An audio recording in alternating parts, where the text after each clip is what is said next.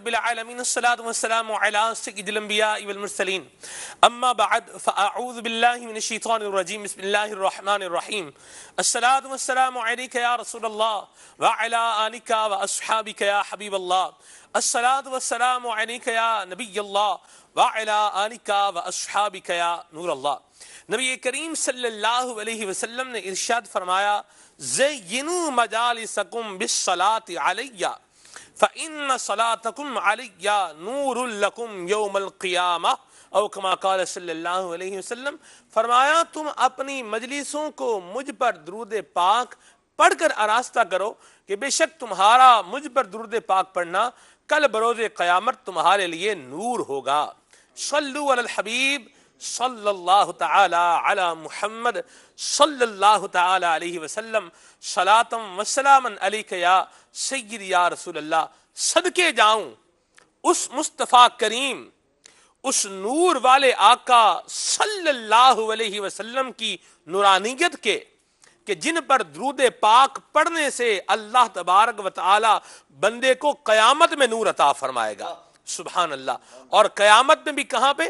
پلے صراط پہ اللہ تبارک و تعالی نور عطا فرمائے گا، کرم کی بارشوں میں ہوگا آقا کریم کی ذات بابرکات پر درود و سلام پڑھنے والا۔ اعلیٰ حضرت امام اہل سنت نے کیا خوب بات لکھی ہے، فرماتے ہیں صبح طیبہ میں ہوئی بٹتا ہے باڑا نور کا، صدقہ لینے نور کا آیا ہے تارا نور کا، تاج والے دیکھ کر تیرا امامہ نور کا، سر جھکاتے ہیں الہی بول بالا نور کا، اور نور کی سرکار سے پایا دوشالہ نور کا، ہو مبارک تم کو ذوالنورین جوڑا نور کا، اور تیری نسل پاک میں ہے بچہ نور کا، تو ہے عین نور تیرا سب گھرانہ نور کا۔ سبحان اللہ، کیا شان ہے ہمارے پیارے آقا کریم صلی اللہ تعالی علیہ وآلہ وسلم کی۔ میرے مدنی چینل کے ناظرین، آج کا ہم نے سلسلے کا جو موضوع رکھا ہے یہ ایسا موضوع ہے جو دل میں اللہ تبارک و تعالیٰ کی پیارے حبیب کریم صلی اللہ علیہ وسلم کی محبت میں اضافہ کرے گا۔ آج کے ہمارے سلسلے کا موضوع ہے نور مصطفیٰ۔ سبحان اللہ، سبحان اللہ۔ مسلمان اللہ تبارک و تعالیٰ کے محبوب کریم صلی اللہ علیہ وسلم کی ہر شان کو تسلیم کرنے والا اور ماننے والا ہے۔ اللہ تبارک و تعالیٰ نے نبی کریم صلی اللہ علیہ وسلم کو بشر بنایا ہے، شان بشریت بھی عطا فرمائی ہے، اور یہ بھی کمال درجے کی عطا فرمائی ہے، اور شان نورانیت عطا فرمائی ہے، یہ بھی اپنا مقام خاص رکھتی ہے، اور اس کی بھی اپنی ہی بات ہے۔ انشاءاللہ ہم ذکر خیر کریں گے، آج حضور کے نور کا بھی انشاءاللہ ذکر خیر ہوگا، اس دعا کے ساتھ کہ اللہ تعالی نور مصطفیٰ کی برکت سے ہماری اندھیری قبروں کو روشن اور جگمگ جگمگ منور فرمائے۔ اس طرح کی روایات بھی موجود ہیں کہ اندھیری جگہ پر، اندھیرے کمرے میں جب نبی کریم صلی اللہ علیہ وسلم تشریف لائے تو وہ کمرہ آقا کریم صلی اللہ علیہ وسلم کے نور سے جگمگا اٹھا۔ اور شیخ طریقت امیر سنت نے کیسی پیاری بات ایک جگہ پر لکھی ہے، فرماتے ہیں، کیا خوب بات عرض کرتے ہیں کہ فرماتے ہیں چاند سا چمکاتے چہرہ نور برساتے ہوئے آ گئے بدر الدجا اہلم و سہلن مرحبا۔ جو محبوب کریم ایک اندھیرے کمرے کو روشن فرما سکتے ہیں، وہ آقا اپنی جلوہ گری سے اپنے امتی کی قبر کو بھی روشن فرما سکتے ہیں۔ انشاءاللہ یہ نور مصطفیٰ کا بیان آج انشاءاللہ ہمارے سلسلے کا حصہ ہے۔ آپ کی کالز کو اور آپ کے میسیجز کو بھی سلسلے میں شامل کرنا ہے، آپ کی فرمائشوں کو بھی لینا ہے، تلاوت کلام پاک بھی ہوگی۔ ہمارے بہت پیارے نعت خوان اس ٹائم بھائی، ہمارے آصف اتاری بھائی ہمارے ساتھ موجود ہیں، انشاءاللہ یہ کلام بھی سنائیں گے اور آپ کی فرمائشوں کو بھی پورا فرمائیں گے۔ مبلغین دعوت اسلامی کے مدنی پھول بھی انشاءاللہ سلسلے کے اندر شامل رہیں گے۔ آئیے بھی سنتے ہیں تلاوت کلام پاک۔ صلو علی الحبیب صلی اللہ تعالی علی محمد صلی اللہ تعالی علیہ وسلم۔ الحمدللہ رب العالمین والصلاة والسلام علی سید المرسلین۔ فرمان مصطفیٰ صلی اللہ تعالی علیہ وآلہ وسلم، نیت المؤمن خیر من عملی، یعنی مسلمان کی نیت اس کے عمل سے بہتر ہے۔ میٹھے میٹھے اسلامی بھائیوں، اچھی نیت نہ ہو تو عمل کا ثواب نہیں ملتا، اس لیے میں نیت کرتا ہوں کہ حصول ثواب کے لیے اللہ و رسول عز و جل و صلی اللہ تعالی علیہ وآلہ وسلم کی اطاعت کرتے ہوئے تلاوت کروں گا۔ آپ سبھی تلاوت قرآن کریم کی تعظیم کی نیت سے جب تک ہو سکے نگاہیں نیچی کیے دو زانوں بیٹھیے، اور مزید یہ بھی نیت کیجیے کہ رضائے الہی کے لیے حکم قرآنی پر عمل کرتے ہوئے کان لگا کر خوب توجہ کے ساتھ، اور اپنے اختیار میں ہوا اور دل میں اخلاص پایا تو حکم حدیث پر عمل کرتے ہوئے اشک باری کرتے ہوئے تلاوت سنوں گا انشاءاللہ عز و جل۔ صلو علی الحبیب صلی اللہ تعالی علی محمد صلی اللہ علیہ وسلم۔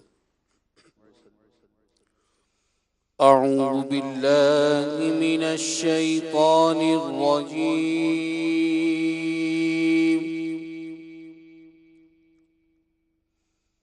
بسم اللہ الرحمن الرحیم۔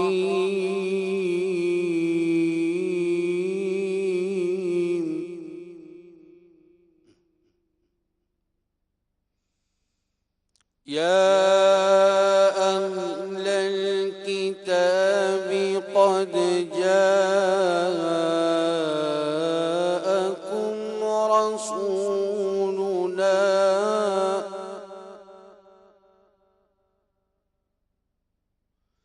رسولنا يبين لكم كثيرا مما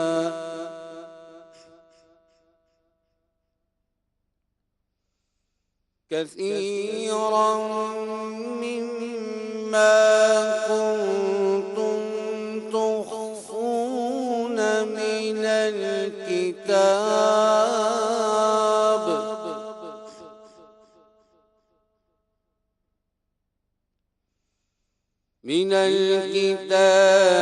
ويعفو عن كثير،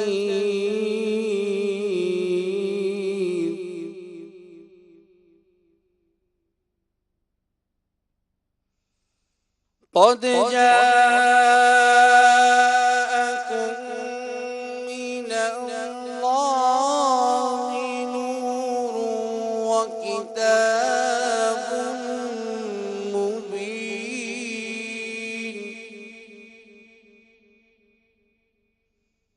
يهدي به الله من اتبع رضوانه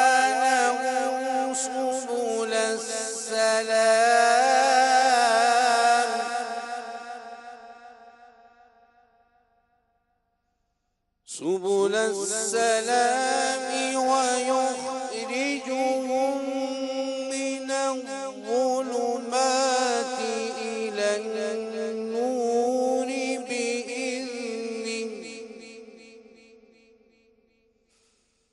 إلى النور بإذنه ويهديهم إلى صراط مستقيم،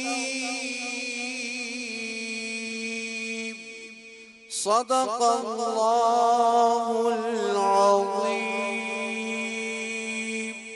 سبحان اللہ سبحان اللہ۔ سورہ مائدہ کی آیت نمبر 15 اور 16 کی تلاوت آپ نے سماعت فرمائی ہے۔ ترجمہ سماعت فرمائیے۔ ترجمہ کنز ایمان: اے کتاب والو، بے شک تمہارے پاس ہمارے یہ رسول تشریف لائے کہ تم پر ظاہر فرماتے ہیں بہت سی وہ چیزیں جو تم نے کتاب میں چھپا ڈالی تھیں، اور بہت سی معاف فرماتے ہیں۔ بے شک تمہارے پاس اللہ کی طرف سے ایک نور آیا اور روشن کتاب۔ میرے مدنی چینل کے ناظرین، بہت ساری تفاسیر میں یہاں اس بات کا بیان ہے کہ اس آیت کریمہ میں جس نور کے آنے کا ذکر کیا جا رہا ہے، اس نور سے مراد ہمارے پیارے آقا مدینے والے مصطفیٰ صلی اللہ علیہ وسلم کی مبارک ذات ہے۔ تفسیر جلالین ہے، تفسیر مدارک ہے، بہت ساری تفاسیر کے یہاں پر نام بیان ہو سکتے ہیں۔ بہرحال آگے بڑھتے ہیں، اور یہاں ایک اور بھی بڑے ذوق والی بات ہے۔ اس آیت مبارکہ میں دو جگہوں پر اللہ کریم نے نبی پاک صلی اللہ علیہ وسلم کی آمد کا بھی ذکر فرمایا ہے. جاء یجیء مجیعت اٹس مینز آنا. جاء کا مطلب کیا ہوتا ہے؟ آنا. تو پہلے فرمایا یا اہل الکتاب قد جاءکم، یہاں بھی فرمایا کہ تمہارے پاس آئے کون؟ رسولنا، ہمارے رسولنا، ہمارے رسول. اور تفسیر خزائن العرفان میں فرمایا کہ یہاں مراد رسولنا سے مراد نبی کریم صلی اللہ علیہ وسلم کی ذات ہے. ٹھیک ہے جی. آگے چلتے ہیں. آیت کے دوسرے حصے میں بھی فرمایا قد جاءکم من اللہ نور، کہ آ گیا تمہارے پاس اللہ کی طرف سے نور. تو یہاں دونوں جگہوں پر آمد مصطفیٰ کا بیان بھی اپنی جگہ پر موجود ہے. اللہ تبارک و تعالیٰ آقا کریم علیہ السلام کی محبت سے ہمارے سینوں کو روشن اور منور فرمائے. سبحان اللہ، کیا خوب بات کہی شاعر نے. اللہ ہمیں اس کا تصدق عطا فرمائے. ہمیں بھی اللہ تبارک و تعالیٰ اس شعر کی برکتیں عطا فرمائے کہ نور آنکھوں میں تو چہروں پہ اجالے ہوں گے. نور آنکھوں میں تو چہروں پہ اجالے ہوں گے، مصطفیٰ والوں کے انداز نرالے ہوں گے انشاءاللہ عز و جل. آئیے کلام کی طرف بڑھتے ہیں اور کلام سنتے ہیں. مرحبا آصف بھائی، اللہ عنہ مبارک فرمائے. کون سا کلام سنا رہے ہیں حضور؟ بسم اللہ الرحمن الرحیم. شیخ طریقت امیر اہل سنت کا کلام ہے یہ.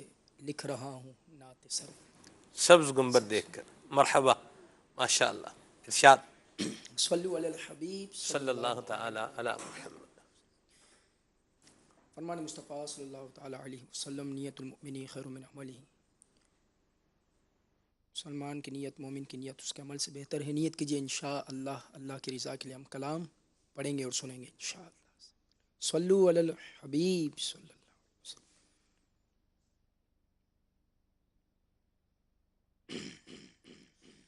صلی اللہ علی محمد صلی اللہ علیہ وسلم. صلی اللہ علی محمد صلی اللہ علیہ وسلم. پڑھو صلی اللہ علی محمد صلی اللہ علیہ وسلم. صلی اللہ علی محمد صلی اللہ علیہ وسلم. اللہ مصطفیٰ کے قدموں نے موت دے دے. اللہ مصطفیٰ کے قدموں نے موت دے دے. مدفن بنے ہمارا سرکار کا مدینہ.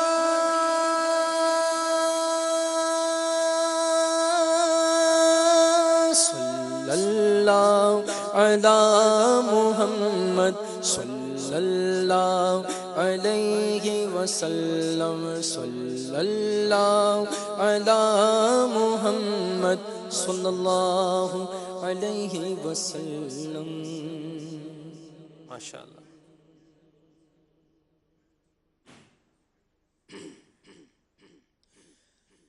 لکھ رہا ہوں نعت سرور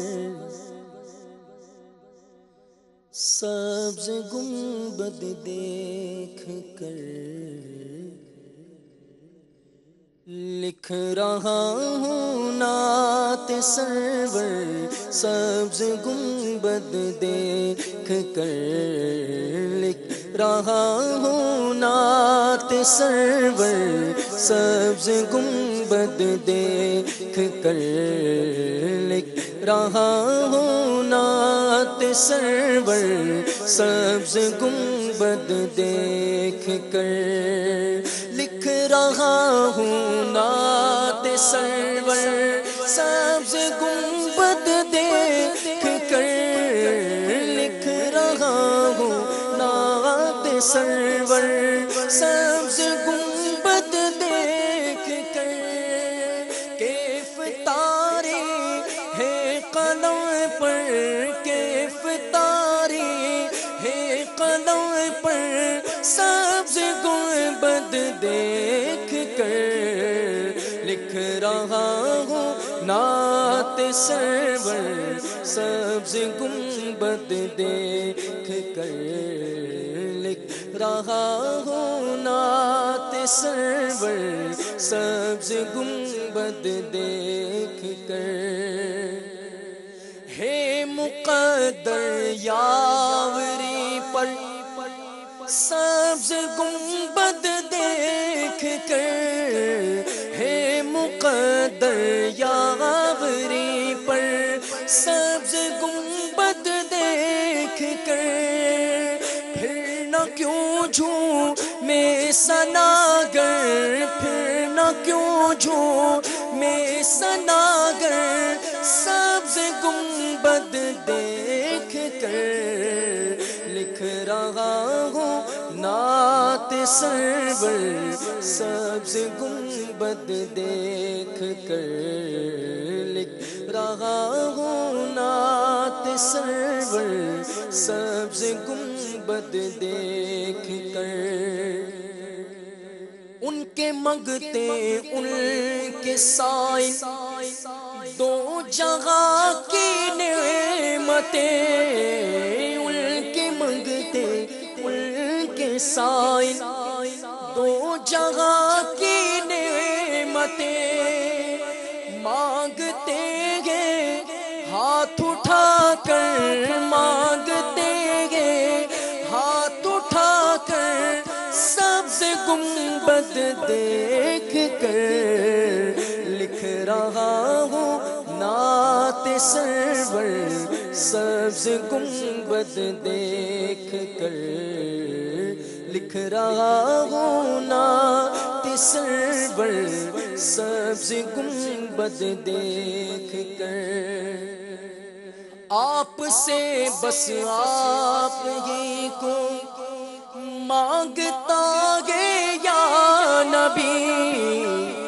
آپ سے بس آپ ہی کو مانگتا گے یا نبی آپ کا گداگر آپ کا گداگر سبز گنبد دیکھ کر لکھ رہا ہوں نعت سرور سبز گنبد دیکھ کر لکھ رہا ہوں نعت سرور سبز گنبد دیکھ کر دھوپ روزانہ مدینہ جھوم کر گے چومتی دھوپ روزانہ مدینہ جھوم کر گے چومتی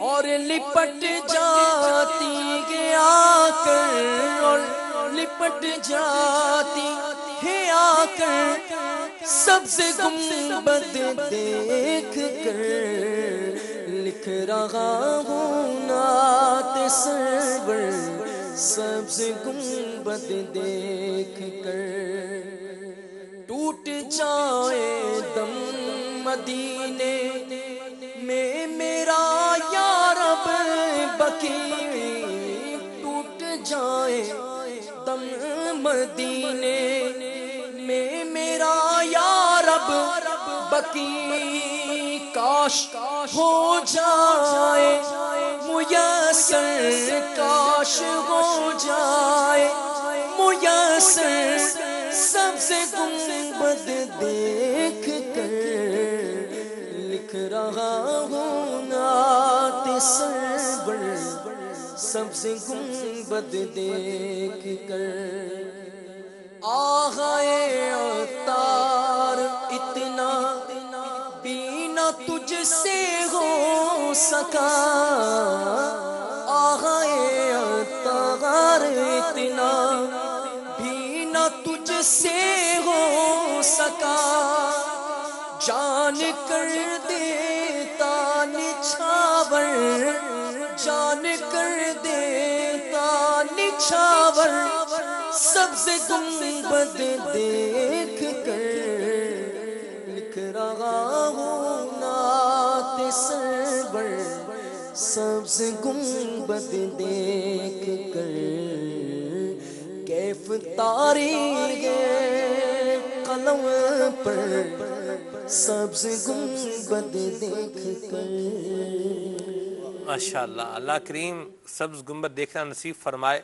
اور کیا بات ہے میرے حضور کے سبز گنبد کی، اور کیا بات ہے آقا کریم کے مدینے کی کہ اعلیٰ حضرت نے لکھا ہے کہ خم ہو گئی پشت فلک اس تان زمیں سے، خم ہو گئی پشت فلک اس تان زمیں سے، سن ہم پہ مدینہ ہے یہ رتبہ ہے ہمارا۔ اللہ کریم ہمیں وہ مدینہ شریف دیکھنا نصیب فرمائے۔ نور مصطفیٰ آج کے ہمارے سلسلے کا موضوع ہے۔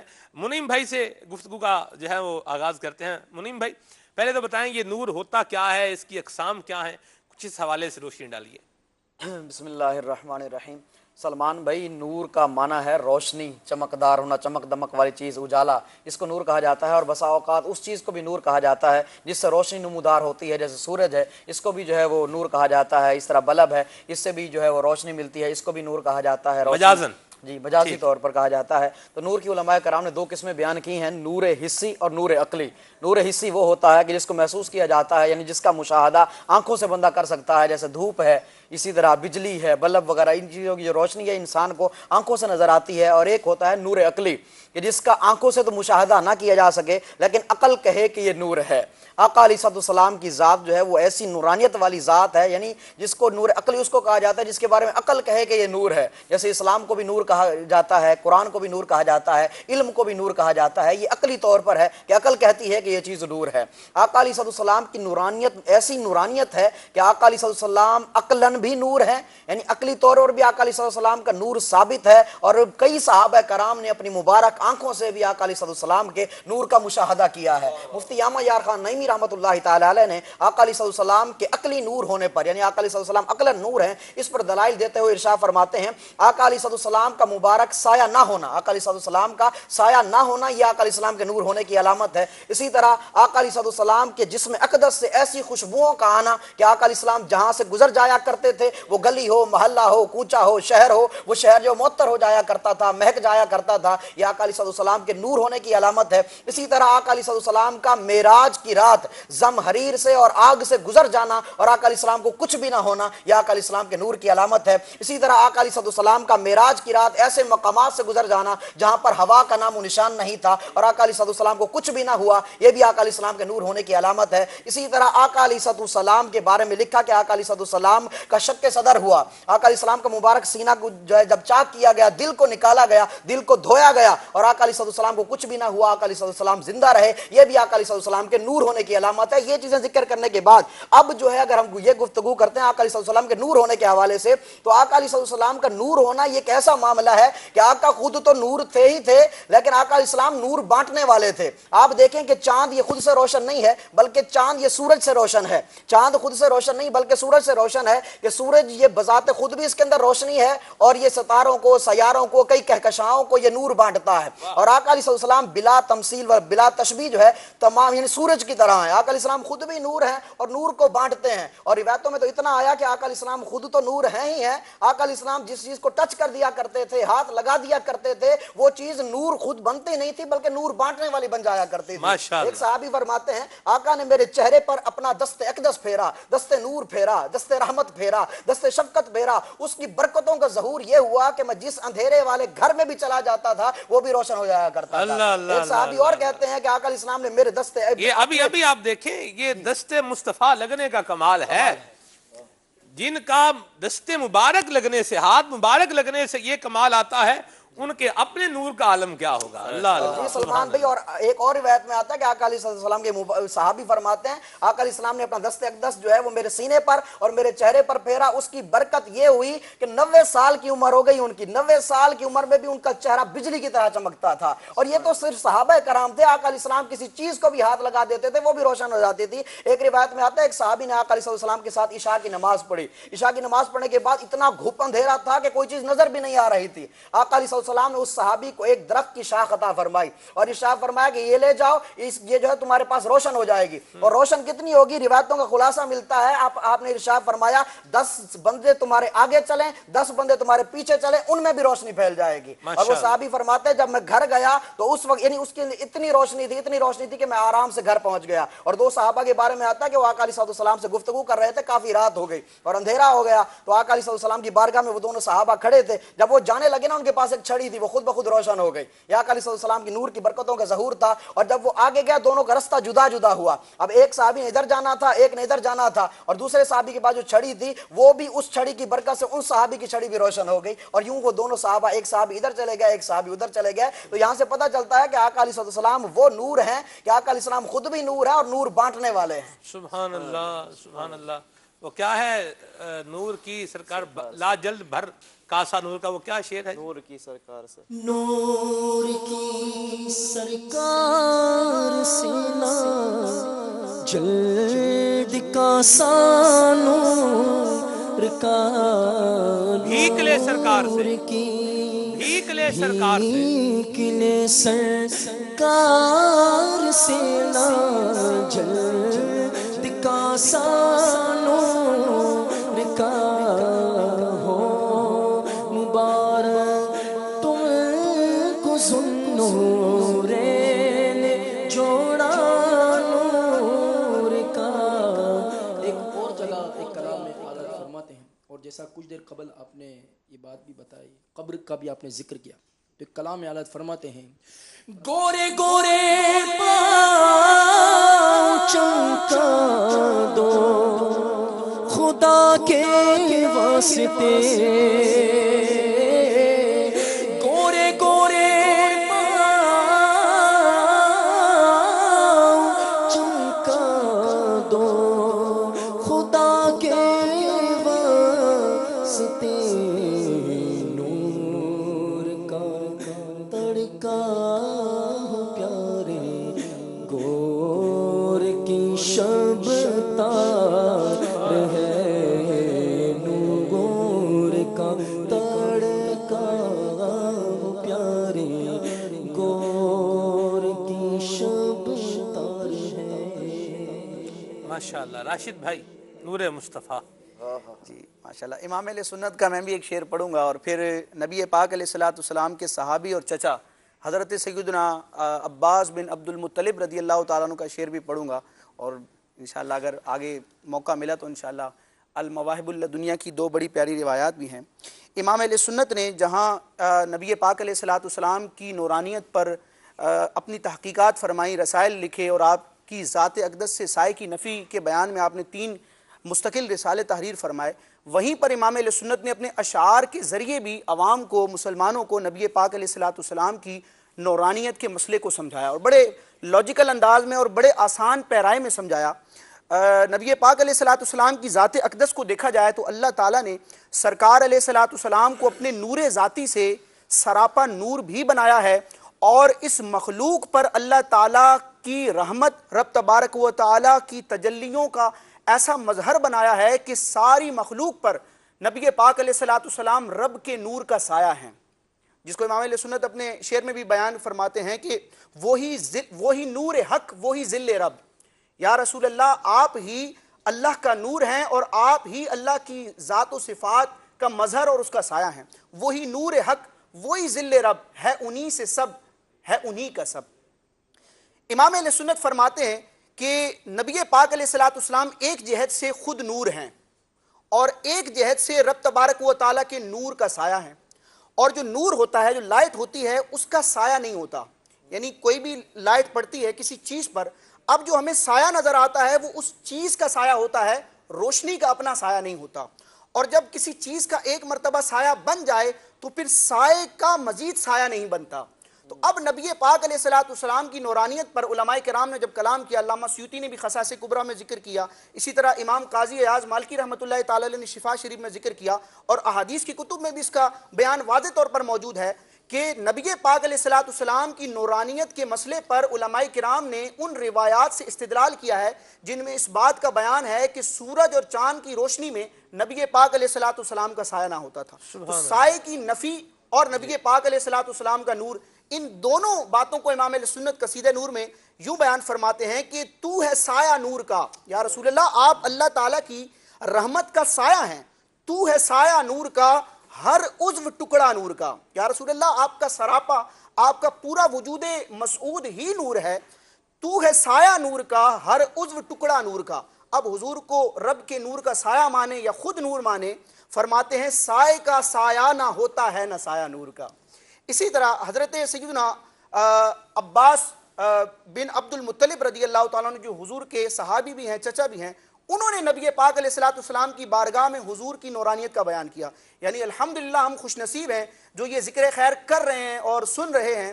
یہ وہ ذکر ہے، یہ وہ مبارک کلام ہے جو صحابہ کرام نے نبی پاک علیہ الصلوۃ والسلام کی بارگاہ میں کیا ہے۔ یعنی قرآن میں بھی نورانیت مصطفیٰ کا بیان ہے، سرکار علیہ الصلوۃ والسلام نے خود بھی اپنی نورانیت کو بیان فرمایا، اور صحابہ کرام نے بھی بارگاہ رسالت میں اس نورانیت کو بیان کیا ہے۔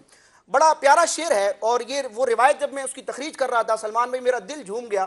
یعنی ایسی شاندار کتابوں میں بڑے بڑے اجلہ ائمہ نے ان اشعار کو اور اس روایت کو ذکر کیا ہے، جیسے شفا شریف میں بھی یہ موجود ہے، اسی طرح خصائص کبریٰ میں موجود ہے، اسی طرح آپ دیکھیں اسماء الرجال کی کتابیں ہیں، اسد الغابہ میں موجود ہے، الاستیاب میں موجود ہے، سیر اعلام النبلاء میں موجود ہے، تفسیر روح المعانی میں موجود ہے، اور درجنوں کتابیں، اسی طرح دلائل النبوہ میں بھی موجود ہے۔ وہ کیا ہے؟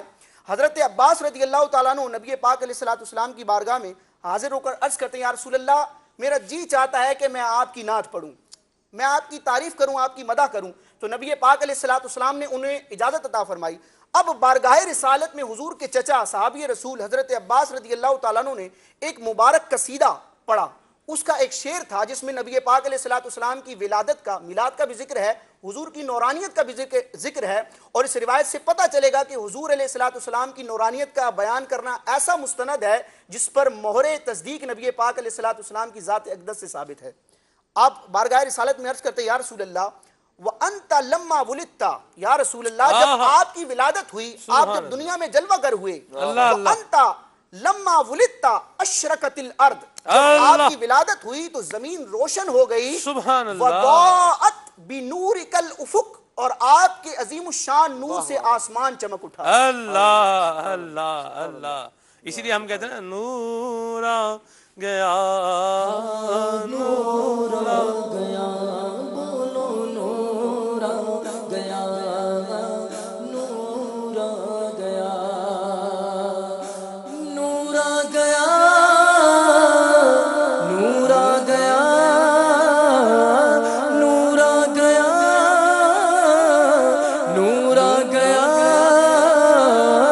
نور آ گیا، بولو نور آ گیا، بولو نور آ گیا، نور آ گیا، حق کا نور آ گیا، نور آ گیا، تیری نسل پاک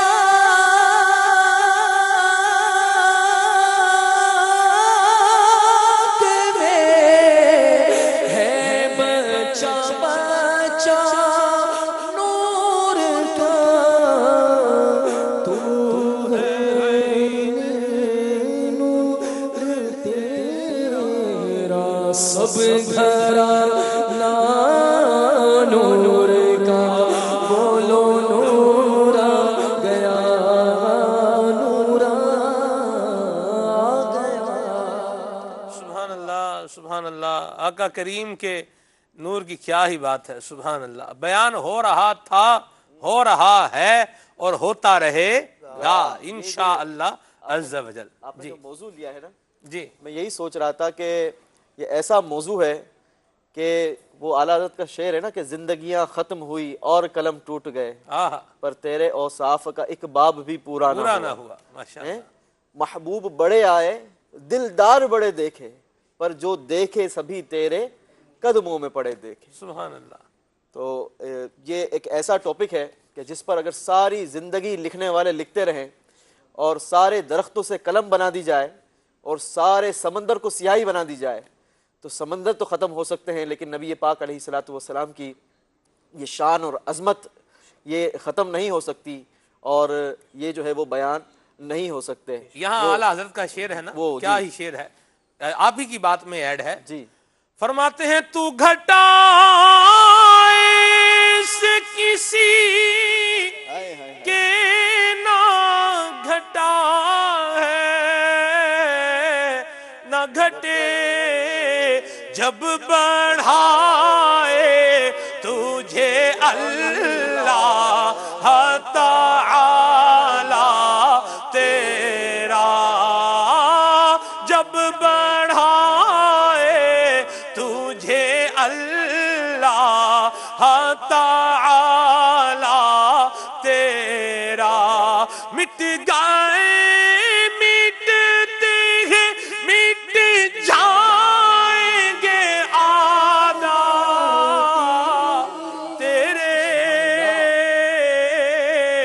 پر نہ مٹا ہے نہ مٹے گا کبھی چرچا تیرا. صدقے سے نام کے قربان اس اکرام کے, صدقے سے نام کے قربان اس اکرام کے, ہو رہی ہے دونوں عالم میں تمہاری بات, ہو رہی ہے دونوں عالم میں تمہاری بات, ہو رہی ہے دونوں عالم میں تمہاری واہ واہ. یوسف بھائی نے کہا کہ ایسا موضوع ہے کہ بیان کرتے رہیں ختم نہیں ہوگا. میں کہتا ہوں یہ روشن موضوع ہے سلمان, نور کا بیان کر رہے ہیں, نور روشن ہے. میں تو یوں محسوس کر رہا ہوں اگر ہمارے سوئچر جو ہیں دکھا سکیں سارے چہروں کو, کیسی چمک دمک ہے. نہیں سبحان اللہ, مجھے ایسا لگ رہا ہے میرا چہرہ بھی چمک رہا ہوگا. اللہ اللہ, تو میں سمجھتا ہوں یہ اس نور کا فیضان ہے. اچھا, یہ ایک تو اس نور کو ظاہر کر رہا ہے, پھر مومن کی شان ہے. جب نبی کریم علیہ الصلوۃ والسلام کی ہمارے آقا و مولا صلی اللہ علیہ وسلم کی شان بیان ہو, قرآن و حدیث کی روشنی میں بیان ہو اور حق اور سچ بیان ہو, تو مومن کا چہرہ بھی کھلتا ہے, اس کا دل بھی کھلتا ہے اور ایمان باغ باغ ہو جاتا ہے. سلمان بھائی جو موضوع ہے نا, واللہ سچی بات ہے, دو اسلامی بھائیوں نے جو ہمارے گفتگو کری, بہت پیاری گفتگو کری. اللہ ان کے علم میں برکت عطا فرمائے, ان کا فیضان ہمیں بھی عطا فرمائے. کہ مجھے علامہ آلوسی رحمۃ اللہ تعالیٰ علیہ نے جو بات فرمائی نا, وہ بڑی پیاری ہے. علامہ محمود آلوسی رحمۃ اللہ تعالیٰ علیہ نے اس آیت مبارکہ کی روشنی میں جو تفسیر فرمائی ہے, وہاں پہ ایک تنوین کا تذکرہ فرمایا. مفتی احمد یار خان نعیمی رحمۃ اللہ تعالیٰ علیہ نے بھی بیان فرمایا کہ اس آیت مبارکہ میں نور پر تنوین ہے, نورن کہا گیا ہے. تو یہ تنوین ہے, تنوین تعظیم ہے. اللہ, تنوین تعظیم کا مطلب یہ ہے کہ نور عام نور نہیں ہے, یہ خاص نور ہے. یہ نور چھوٹا نور نہیں ہے, یہ بڑا نور ہے. پھر مفتی احمد یار خان نعیمی رحمۃ اللہ تعالی نے مثال دی اس کی کہ سورج سے بڑا دنیا میں کوئی نور نہیں ہے ظاہری اعتبار سے, جو آنکھیں دیکھ سکتی ہیں. سب سے روشن, سب سے چمکنے والا, دمکنے والا اگر کوئی چیز ہے تو وہ سورج ہے کہ آنکھیں چن دیا جاتی ہیں. مفتی احمد یار خان نعیمی رحمۃ اللہ تعالی علیہ فرماتے ہیں لیکن سورج کا نور ایسا ہے کہ آدھی دنیا کو روشن کرتا ہے ایک وقت میں, اور آدھی دنیا تک نہیں پہنچ پاتا. سورج کا نور ایسا ہے کہ دن میں روشنی ہوتی ہے, اس کی رات میں غائب ہو جاتی ہے. لیکن میرے آقا و مولا صلی اللہ علیہ وسلم کو رب تبارک و تعالی نے وہ نور عطا فرمایا کہ ساری کائنات کو گھیرے ہوئے ہے, اور نہ دن ہے نہ رات ہے اس کی, یہ نور ہی نور ہے. اور علامہ آلوسی رحمۃ اللہ تعالی علیہ نے جو بات فرمائی نا, ماشاءاللہ, آپ نے فرمایا وَهُوَ نور الانوار والنبی المختار. سبحان اللہ, نور سے مراد نوروں کا نور ہمارے آقا کریم مختار مصطفیٰ صلی اللہ علیہ وسلم کی ذات ہے. اور سلمان بھائی ایک بات اور, مفتی احمد یار خان نعیمی رحمۃ اللہ علیہ نے کیا پیاری بات ارشاد فرمائی ہے. قرآن و حدیث سنتے جائیے, اللہ کا پاکیزہ کلام ایسا ہے کہ یہ کلام تو ہے ہی خوبصورت, اس کی ترتیب بھی بڑی خوبصورت ہے. سبحان اللہ, اس میں جو لفظ, جو بات جہاں پہ آ گئی نا, ایسا لگتا ہے کہ بس ایسا لگتا ہے کہ یقین اور ایمان ہے ہمارا کہ یہ آگے پیچھے نہیں ہو سکتی. مفتی احمد یار خان نعیمی رحمۃ اللہ تعالی نے فرمایا کہ اس آیت مبارکہ میں نور بھی فرمایا, کتاب مبین بھی فرمایا. بھئی نور کے ساتھ کتاب مبین کیوں فرمایا؟ فرمایا نور وہ چیز ہے جو خود روشن ہوتی ہے اور دوسروں کو بھی روشن کر دیتی ہے. سبحان اللہ. کتاب تو روشن ہے لیکن اس کتاب کو اس روشن کتاب کو پڑھنے کے لیے، اس سے فائدہ حاصل کرنے کے لیے نور مصطفیٰ چاہیے. جب نور مصطفیٰ دل میں آئے گا تو پھر آنکھوں سے اس کتاب ہدایت کی ہدایت پڑھنے کی اور اس پہ عمل کرنے کی توفیق ملے گی. اور اتنی پیاری بات ارشاد فرمائی کہ نبی کریم علیہ الصلوۃ والسلام وہ روشن ذات ہیں. اعلیٰ حضرت نے نور کی علم کی جو تعریف فرمائی، فرمایا علم وہ نور ہے جو اس دائرے میں آ جاتا ہے، ظاہر ہو جاتا ہے، واضح ہو جاتا ہے. تو نبی کریم علیہ الصلوۃ والسلام کے بارے میں مفتی احمد دار خان نعیمی رحمۃ اللہ تعالیٰ نے بڑی پیاری بات لکھی. ارشاد فرمایا کہ نبی کریم علیہ الصلوۃ والسلام کی ذات ایسی ہے کہ جو اس سے وابستہ ہوا وہ روشن ہو گیا. جو اس سے وابستہ ہوا، آپ کی اپنی آل روشن ہوئی، آپ کے صحابہ روشن ہوئے. کہتے ہیں کہ فاروق اعظم کو کون جانتا اگر نبی کریم علیہ الصلوۃ والسلام کے دائرے میں نہیں آتا؟ صدیق اکبر کو کون جاتا؟ حد تو یہ ہے، یہ تو وہ ہے نا جو ایمان لائے، یہ تو وہ ہیں جو فداکار ہیں، نبی کریم علیہ الصلوۃ والسلام کے جان نثار ہیں. حد تو یہ ہے کہ جس نے معاذ اللہ نبی کریم علیہ الصلوۃ والسلام کی دشمنی کی نا، روشن تو وہ نہیں ہوا لیکن مشہور ہو گیا، بڑا برا چرچا ہوا اس کا، لیکن وہ مشہور ہو گیا. کیوں مشہور ہوا؟ کہ نبی کریم علیہ الصلوۃ والسلام کی ذات سے اس کا ایک تعلق بنا ہے، اگرچہ برا بنا ہے. تو فرماتے ہیں کہ اللہ رب العزت نے نبی کریم علیہ الصلوۃ والسلام کو ایسا روشن فرمایا، ایسا روشن فرمایا کہ آپ کے اپنے جو آپ کے دشمن ہیں نا، وہ بھی دنیا کے سامنے آ گئے. اللہ اکبر، اللہ اکبر.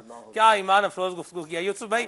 بات کیا کس ذوق سے آپ نے بات شروع کی ہے کہ وہ دیکھیں کہاں سے گھومتی گھومتی یوسف بھائی کے ایک جملے سے جو ہے نا یہ ساری گفتگو. اللہ اللہ اللہ. دراصل اگر یوں دیکھا جائے نا تو نبی پاک علیہ الصلوۃ والسلام کے نور کو اللہ تبارک و تعالیٰ نے جو سب سے پہلے بنایا نا، جی وہ کیسے بنایا اور کیا پیارا بنایا. حضرت ابو ہریرہ رضی اللہ تعالیٰ عنہ کی یہاں روایت مجھے یاد آ رہی ہے. آپ بیان فرماتے ہیں کہ پیارے آقا علیہ الصلوۃ والسلام کی بارگاہ میں ایک مرتبہ جبریل امین حاضر ہوئے.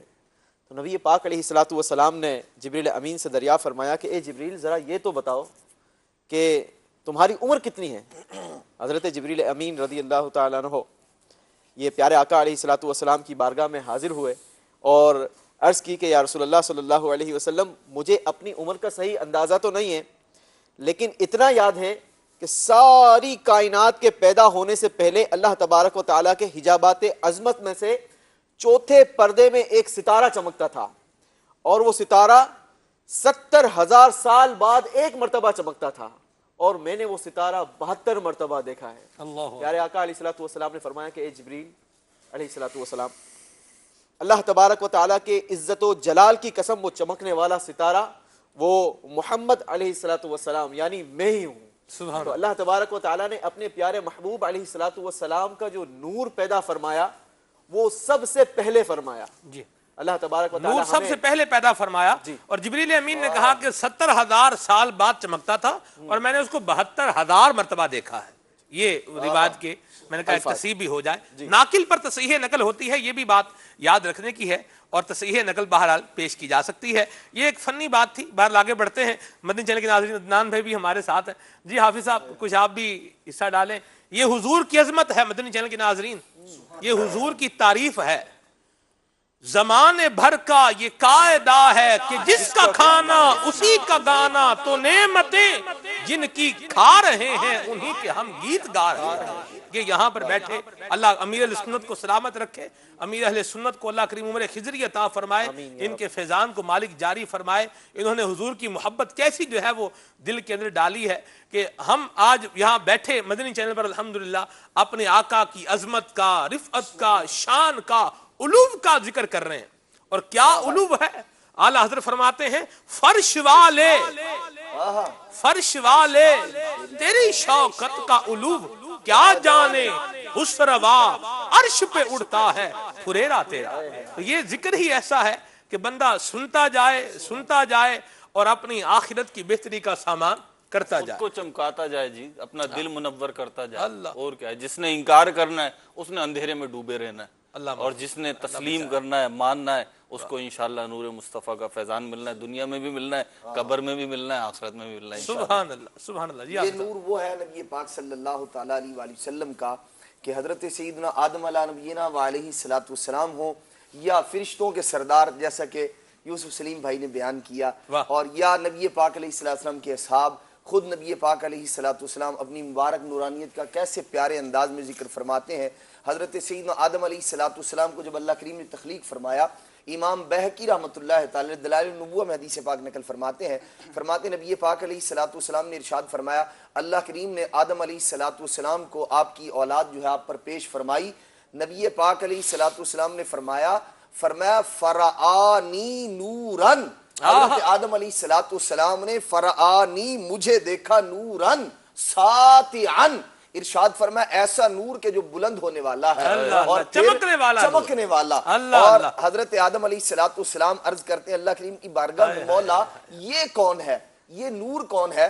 تو اللہ کریم کے پیارے محبوب علیہ السلام نے فرمایا، اللہ کریم نے ارشاد فرمایا ہاذا ابنو کا احمد، اللہ کریم نے ارشاد فرمایا کہ پیارے آدم علیہ السلام یہ آپ کے بیٹے احمد ہیں، اور صرف یہی نہیں فرمایا هو الاول، یہ سب سے اول بھی ہیں، هو الاخر، ارشاد فرمایا یہ سب سے آخر میں بھی ہیں، اول تخلیق کے اعتبار سے ہیں، آخر بعثت کے اعتبار سے ہیں، اور فرمایا یہ وہ ہیں اللہ کریم سب سے پہلے انہی کی شفاعت کو قبول کرے گا، یہ سب سے پہلے شفیع بھی ہیں۔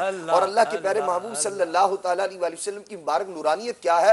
اللہ تبارک و تعالیٰ نے ایسا نور عطا فرمایا، اللہ کے پیارے محبوب صلی اللہ تعالیٰ علیہ وسلم کلام کرتے تھے، اذا تکلم، حضور علیہ السلام جب کلام فرمایا کرتے تھے، رؤیا دیکھا جایا کرتا تھا، کیا؟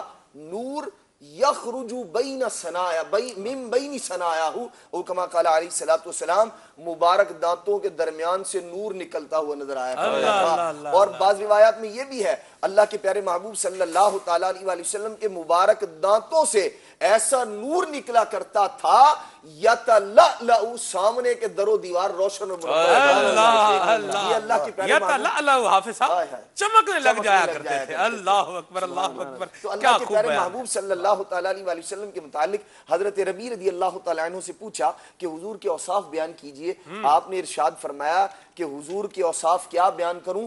اگر تم دیکھتے نبی پاک علیہ السلام کو رأیت الشمس طالعتن، ارشاد فرماتے ہیں مصطفیٰ کریم کا آنا تو ایسے ہوا کرتا تھا جیسے سورج طلوع ہو گیا۔ اللہ اللہ اللہ اللہ اللہ، سبحان اللہ، کیا بات ہے حضور کے نور کی۔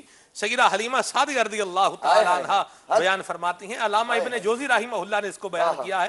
علامہ ابن جوزی رحمۃ اللہ تعالیٰ علیہ آج سے کم و بیش 850 سال پہلے کے محدث ہیں، بڑے جید محدث ہیں، محدث بھی ہیں، مفسر بھی ہیں، مورخ بھی ہیں، مصنف بھی ہیں، اور وہ محدث ہیں نقاد محدث ہیں جنہوں نے 2 لاکھ غیر مسلموں کو دین اسلام سے وابستہ کیا ہے، وہ محدث ابن جوزی۔ آپ فرماتے ہیں کہ سیدہ حلیمہ سعدیہ رضی اللہ تعالیٰ فرماتی ہیں کہ جب میں حضور کو لے کر کے جا رہی تھی تو فرماتی ہیں نور سید الانام، عبارت مہروز بھائی جی، نور سید الانام قد ازال عنا خندس الظلام، کہ حضور کا نور ہمارے سامنے سے اندھیرے کو دور کرتا جاتا ہے۔ آپ فرماتی ہیں کہ میں حضور کو لے کر چل رہی تھی، اخذنی التربو، میں بڑی خوش تھی۔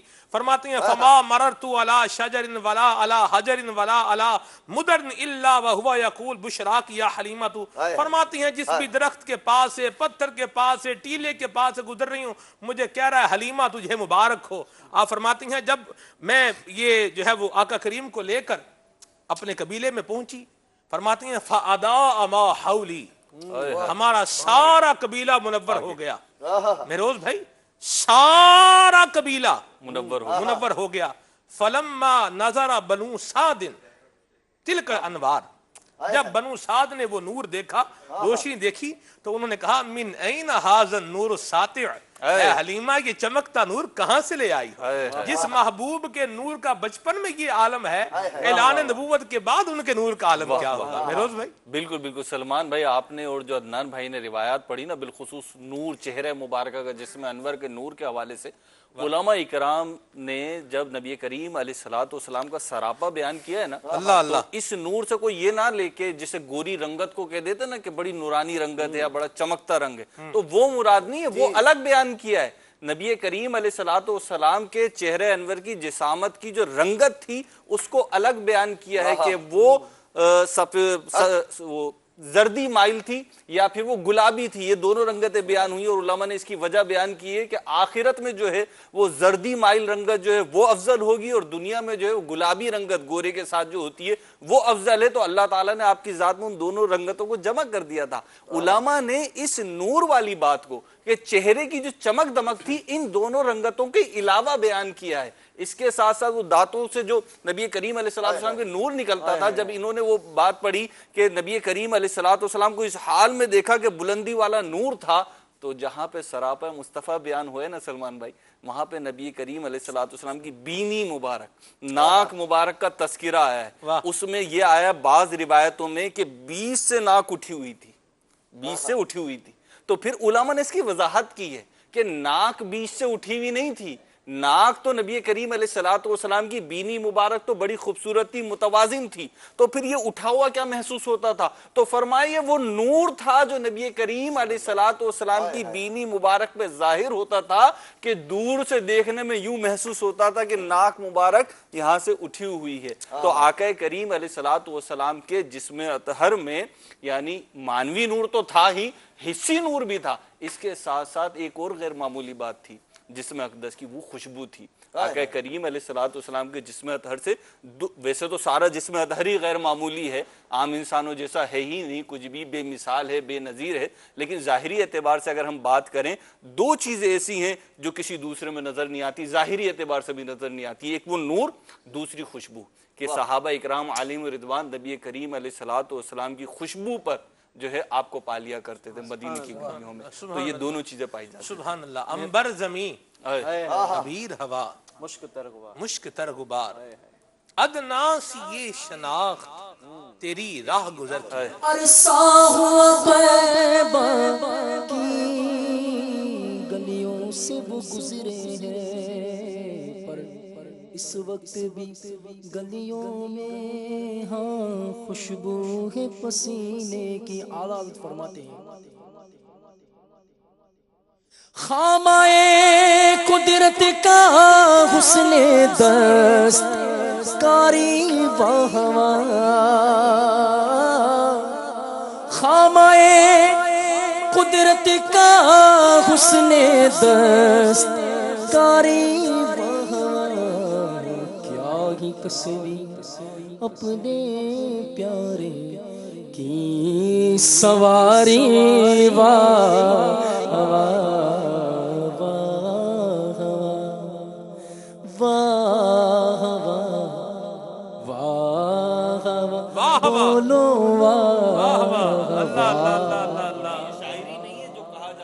آج بھی خوشبو محسوس ہوتی ہے. صرف شاعری نہیں ہے سلمان بھائی, بات یہ حسن عقیدت چاہیے, وہ عشق و مستی کی نظر و کیفیت چاہیے کہ جس میں یہ چیزیں محسوس ہوتی ہیں. اور یہ اللہ والوں سے وابستگی کی بات ملتی ہے. نہیں تو بات یہ آنکھ والا تیرے جلووں کا نظارہ دیکھے, دید آئے کور کو کیا آئے نظر کیا دیکھے. جو نابینا ہے اس کے لیے تو سورج نکلا ہوا ہو وہ انکار کر دے تو کیا بعید ہے. آپ کہیں گے میاں صاحب فرماتے ہیں انے نو سارا شہر پھرایا, انے نو سارا شہر پھرایا. میں مجلس سے رابطہ پھر علماء مشایخ بھی تھا نا, تو ہمارے بلال آباد حجویری جو ہے وہ زون جو ہے, وہاں کے ایک اسلام بھائی تھے, ہماری مجلس کے رکن تھے. وہ جب بھی مجھے کسی عالم کے پاس لے کر جاتے تھے نا, تو وہ کہتے تھے کہ یہ ہمارے سلمان بھائی ہیں اور یہ پورے پاکستان کی مجلس کے جو ہے وہ ذمہ دار, یعنی وہ سرکل یوں مطلب پورا وہ گھماتے تھے, پورے کو تاکید فوکس کرتے تھے, پورے کو فوکس کرتے تھے. جتنا آپ نے گھما ہوگا اتنا تو انہوں نے گھمانا ضروری ہے نا. اللہ اکبر, اللہ اکبر. فرماتے ہیں میاں صاحب, میاں محمد بخش صاحب رومی کشمیر, سبحان اللہ, فرماتے ہیں انے نو سارا شہر پھرایا تے سارا ہی سیر کرایا, جد پچھیاؤ ایو کہندا کچھ نظری نہیں آیا, کچھ نظری نہیں آیا.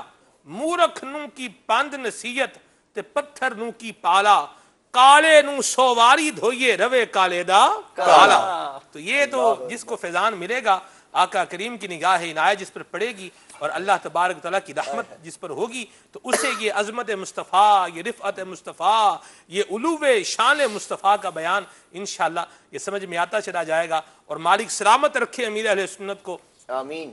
الحمدللہ علی منہ و کرمہ و فضلہ، اللہ کریم کا یہ کرم ہے، یہ فضل ہے، یہ احسان ہے کہ اللہ کریم نے ہمیں ایسا پیارا مرشد جو ہے وہ عطا فرمایا ہے کہ جنہوں نے ہمیں محبت مصطفیٰ کا چشمہ عطا فرمایا ہے۔ یہ ظاہری محبت مصطفیٰ کا چشمہ، یہ تو ظاہری چشمہ ہے، لیکن جس کو امیر سنت نے جو ہے وہ قبول فرمایا، مدنی ماحول میں جو آیا ہے، تو بس پھر یہ مانوی چشمہ ہے محبت مصطفیٰ کا، اور جب یہ لگ جاتا ہے تو پھر وارے حضرت وہ سافٹ ویئر ہے کہ جو کسی قسم کا جو ہے نا ایسا وائرس ہمارے جسم میں، ہمارے ایمان میں، ہمارے اعتقادات میں اور نظریات میں آنے نہیں دیتا، جس کا تعلق محمد مصطفیٰ احمد مجتبی صلی اللہ علیہ وسلم سے نہ ہو، اس کو یہ قبول ہی نہیں کرتا، اس کی جگہ ہی نہیں ہے سافٹ ویئر میں۔ اللہ کرے ایسا ہی رہے، اور میری آنے والی نسلیں تیرے عشق ہی میں مچلیں، انہیں نیک تم بنانا مدنی مدینے والے۔ موضوع جاری و ساری ہے، اور موضوع ہے عشق والا موضوع بھی ہے، علم والا موضوع بھی ہے، اور جو ہے وہ ناظرین والا موضوع بھی ہے، ماشاءاللہ حضور کی ذات سے وابستہ موضوع ہے، اس کو مزید کنٹینیو کریں گے۔ مجلس مکتوبات و تعویذات تاریہ کے اسلامی بھائی ہمارے ساتھ ہوتے ہیں، تو میں ان سے یہ پوچھنا چاہوں گا کہ یہ ہمیں یہ بتائیں کہ بعض اوقات اندھیرے میں جو ہے بندے کو ڈر لگتا ہے اور خوف آتا ہے، اندھیرے سے خوف آتا ہے، تو یہ بتائیں کہ کوئی ایسا وظیفہ بتائیں یا کوئی ایسا ورد بتائیں کہ اندھیرے سے بندے کو خوف نہ آئے، ایک بات۔ اور دوسرا میں یہ چاہوں گا کہ اگر بندے کو اپنی جان کا خطرہ ہو یا کوئی اور اس طرح کی کوئی پرابلم ہو تو کوئی ایسا وظیفہ بھی بتائیں کہ جو حفاظت کے لیے پڑھا جا سکے۔ جی حضور۔ بسم اللہ الرحمن الرحیم۔ اس حوالے سے بہت ہی پیارا وظیفہ میرے شیخ طریقت امیر علیہ سنت نے اپنی کتاب مدنی پنصورہ میں کہ باب فیضان اوراد میں تحریر فرمایا ہے کہ جو کوئی اللہ پاک کا یہ صفاتی نام یا مہیمنو 29 بار 29 ٹائم پڑھ لے، اول آخر 11 بار درود شریف کے ساتھ پڑھ کر اپنے اوپر دم کر لیا کرے، انشاءاللہ عز و جل ڈر و خوف بھی اس کا ختم ہوگا، اندھیرے سے بھی اس کو ڈر لگنا دور ہو جائے گا، اور اپنی جان کی بھی انشاءاللہ عز و جل حفاظت رہے گی۔ ماشاءاللہ۔ مجلس مکتوبات و تعویذات تاریہ کے اسلامی بھائی سلمان بھی اس حوالے سے میں ایک عرض کروں گا کہ آج کے موضوع کے حساب سے ایک بہت ہی پیارا وظیفہ ہے کہ حدیث پاک میں حضرت ابن عباس رضی اللہ تعالیٰ عنہ سے روایت ہے کہ حضور علیہ الصلوۃ والسلام نے فرمایا کہ جو مومن جمعہ کی رات کو 2 رکعت نفل ادا کرے، 2 رکعت نفل اس طرح ادا کرے کہ سورہ فاتحہ کے بعد 25 بار سورہ اخلاص پہلی رکعت میں، اور دوسری رکعت میں بھی اسی طرح سورہ فاتحہ کے بعد 25 مرتبہ سورہ اخلاص پڑھے، اور 1000 مرتبہ یہ درود پاک پڑھے، سلام پھیرنے کے بعد 1000 مرتبہ یہ درود پاک پڑھے، اللہم صلی علی محمد النبی الامی، یہ پڑھ لے، آنے والے جمعے سے پہلے خواب میں میری زیارت کرے گا اللہ، اور میری زیارت کرنے والا اللہ تبارک و تعالیٰ اس کے گناہ معاف فرما دے گا۔ ماشاءاللہ ماشاءاللہ ماشاءاللہ، کیا پیارا وظیفہ بتایا ہے۔ اللہ تعالیٰ حضور کی زیارت سے ہماری آنکھوں کو ٹھنڈا فرمائے، روشن فرمائے، منور فرمائے۔ مدنی چینل کے ناظرین، الحمدللہ یہ عز و جل مدنی پھول جاری و ساری ہیں، اور ان کو ہم مزید کنٹینیو کریں گے۔ کچھ مدنی گلدستے ہم نے اپنے سلسلے کا جو ہے وہ فارمیٹ کے طور پہ رکھے ہوئے ہیں، تو ایک مدنی گلدستہ جو ہم نے قبرستان میں ریکارڈ کیا ہے اپنے مرحومین کو یاد رکھنے کے حوالے سے، آپ کو بھی وہ مدنی گلدستہ دکھانا ہے۔ اپنے مرحومین کو یاد رکھیں، سحری کا بابرکت وقت ہے، سحری بھی کریں، کھانا بھی کھائیں، اور اس کے ساتھ ساتھ دعائیں بھی کریں، دعا پر بھی فوکس رکھیں۔ ہم نے دعائیں بھی کرنی ہیں، اللہ تعالیٰ سے اپنی بخشش مانگنی ہے، اپنی حاجات، اپنی التجائیں، اپنی مصیبتیں، جن غموں میں جن دکھوں میں ہم گزر رہے ہیں وہ ہم اللہ کریم کی بارگاہ میں عرض کریں۔ وہی مالک ہے، وہی کریم ہے جو مصیبتوں کو دور کرنے والا ہے، بیماریوں کو ختم کرنے والا ہے، پریشانیوں کو حل کرنے والا ہے۔ دعائیں اپنے لیے بھی کرنی ہیں اور اپنے مرحومین کو اصالہ ثواب بھی کرنا ہے۔ آئیے اس حوالے سے ایک مدنی گلدستہ دیکھیے، ملاحظہ کیجئے۔ صلوا علی الحبیب صلی اللہ تعالی علی محمد۔ رمضان آ گیا، رمضان آ گیا، اللہ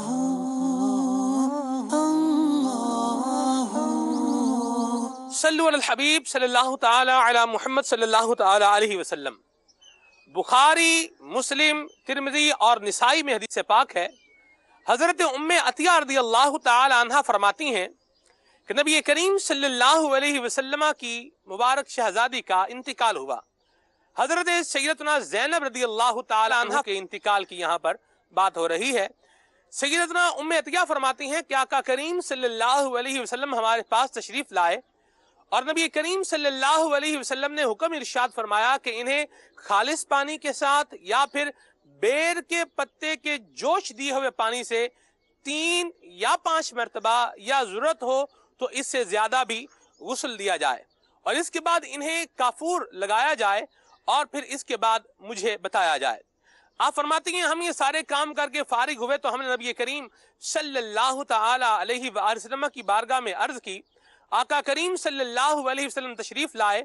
آقا کریم صلی اللہ علیہ وسلم نے اپنی مبارک شہزادی کو کفن دینے کے لیے اپنا تہبند مبارک عطا فرمایا. امام کستلانی رحمت اللہ تعالی علیہ نبی کریم صلی اللہ علیہ وسلم کے اس مبارک عمل کی حکمت بیان کرتے ہوئے ارشاد فرماتے ہیں انما فعل ذلك لتنالها برکت ثوبہ کہ نبی کریم صلی اللہ علیہ وسلم نے اپنا ازار مبارک ان کو اس لیے عطا فرمایا تاکہ وہ اس سے برکت حاصل کریں. اس کے علاوہ محدثین فرماتے ہیں امام نووی رحمہ اللہ نے بھی بیان فرمایا ہے کہ اس حدیث پاک سے اس بات کا ثبوت ملتا ہے, اس بات کی رہنمائی ملتی ہے کہ بزرگوں کے آثار اور تبرکات یہ بھی قبر میں رکھے جائیں. اپنے فوت شدگان کا خیال رکھیں اور قبر میں قبلہ شریف کی طرف ایک تاگ بنا کر کچھ نہ کچھ تبرکات بھی رکھیں. صلو علی الحبیب صلی اللہ تعالی علی محمد. رمضان آ گیا, رمضان آ گیا. مرحبا. اللہ تبارک و تعالی ایصال ثواب کرنے کی توفیق عطا فرمائے اور تبرکات حاصل کرنے کے لیے بھی الحمدللہ مدنی چینل ہمیں مواقع فراہم کر رہا ہے. اور میرا خیال ہے ابھی کوئی ماہنامہ فیضان مدینہ کے حوالے سے سلسلہ کار چل رہا ہے کہ اس کو اگر اس کی بکنگ کروائی جائے تو کوئی اس کی تبرکات کی قرآن اندازی میں کوئی نام جو ہے یہ آ رہا ہے. بہرحال اس کی تفصیل تو مقبول مدینہ والوں سے میں پوچھ کر دوبارہ آپ کو عرض کروں گا. مختلف سلسلے ہیں ان میں بھی تبرکات جو ہے وہ تقسیم کیے جاتے ہیں. بالخصوص ہمارے پیارے رکن شورا حاجی عبدالحبیب اتاری دعوت کا قدسیہ کے جو سلسلے ہوتے ہیں, نگران شورا کے سلسلے ہوتے ہیں, الحمدللہ ان میں یہ تبرکات کی تقسیم بھی ہوتی ہے, حاصل بھی کرنے چاہیے اور ان کا ادب بھی کرنا چاہیے.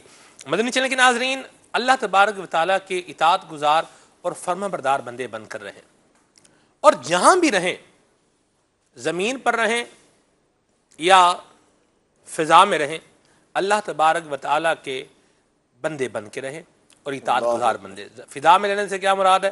فضا میں جیسے جہاز میں سفر کرتے ہیں تو ایسی صورتحال میں بندہ فضا میں ہی ہوتا ہے نا, ہوا میں ہوتا ہے, تو ایسی صورتحال میں بھی ہم نے اللہ تبارک و تعالیٰ کا فرما بردار بندہ بن کے رہنا ہے اور جب نماز کا وقت ہو تو نماز ادا کرنی ہے. ہمارے پاس رکن شورا حاجی عبدالحبیب اتاری کا ایک بڑا پیارا مدنی گلدستہ ہے, آئیے آپ کو یہ بھی دکھاتے ہیں, پھر اس پر بات بھی کرتے ہیں. جی صلو علی الحبیب صلی اللہ تعالی علی محمد صلی اللہ علیہ وسلم. اس وقت ہم لوساکا زامبیا کے ایئرپورٹ پر ہیں. ہمارا پلین زمبابوے ہم جا رہے تھے, راستے میں یہاں جہاز رکا ہے, 1-8 گھنٹے کا یہاں پر اسٹے ہے. ظہر کا وقت ہو گیا ہے. انٹرنیٹ سے دعوت اسلامی کی جو اپلیکیشن ہے ہم نے قبلہ رخ معلوم کیا, وضو کر لیا ہے اور اب ماشاءاللہ دیکھیں نماز کی جگہ ہے. اشفاق بھائی اور ہم انشاءاللہ نماز پڑھیں گے.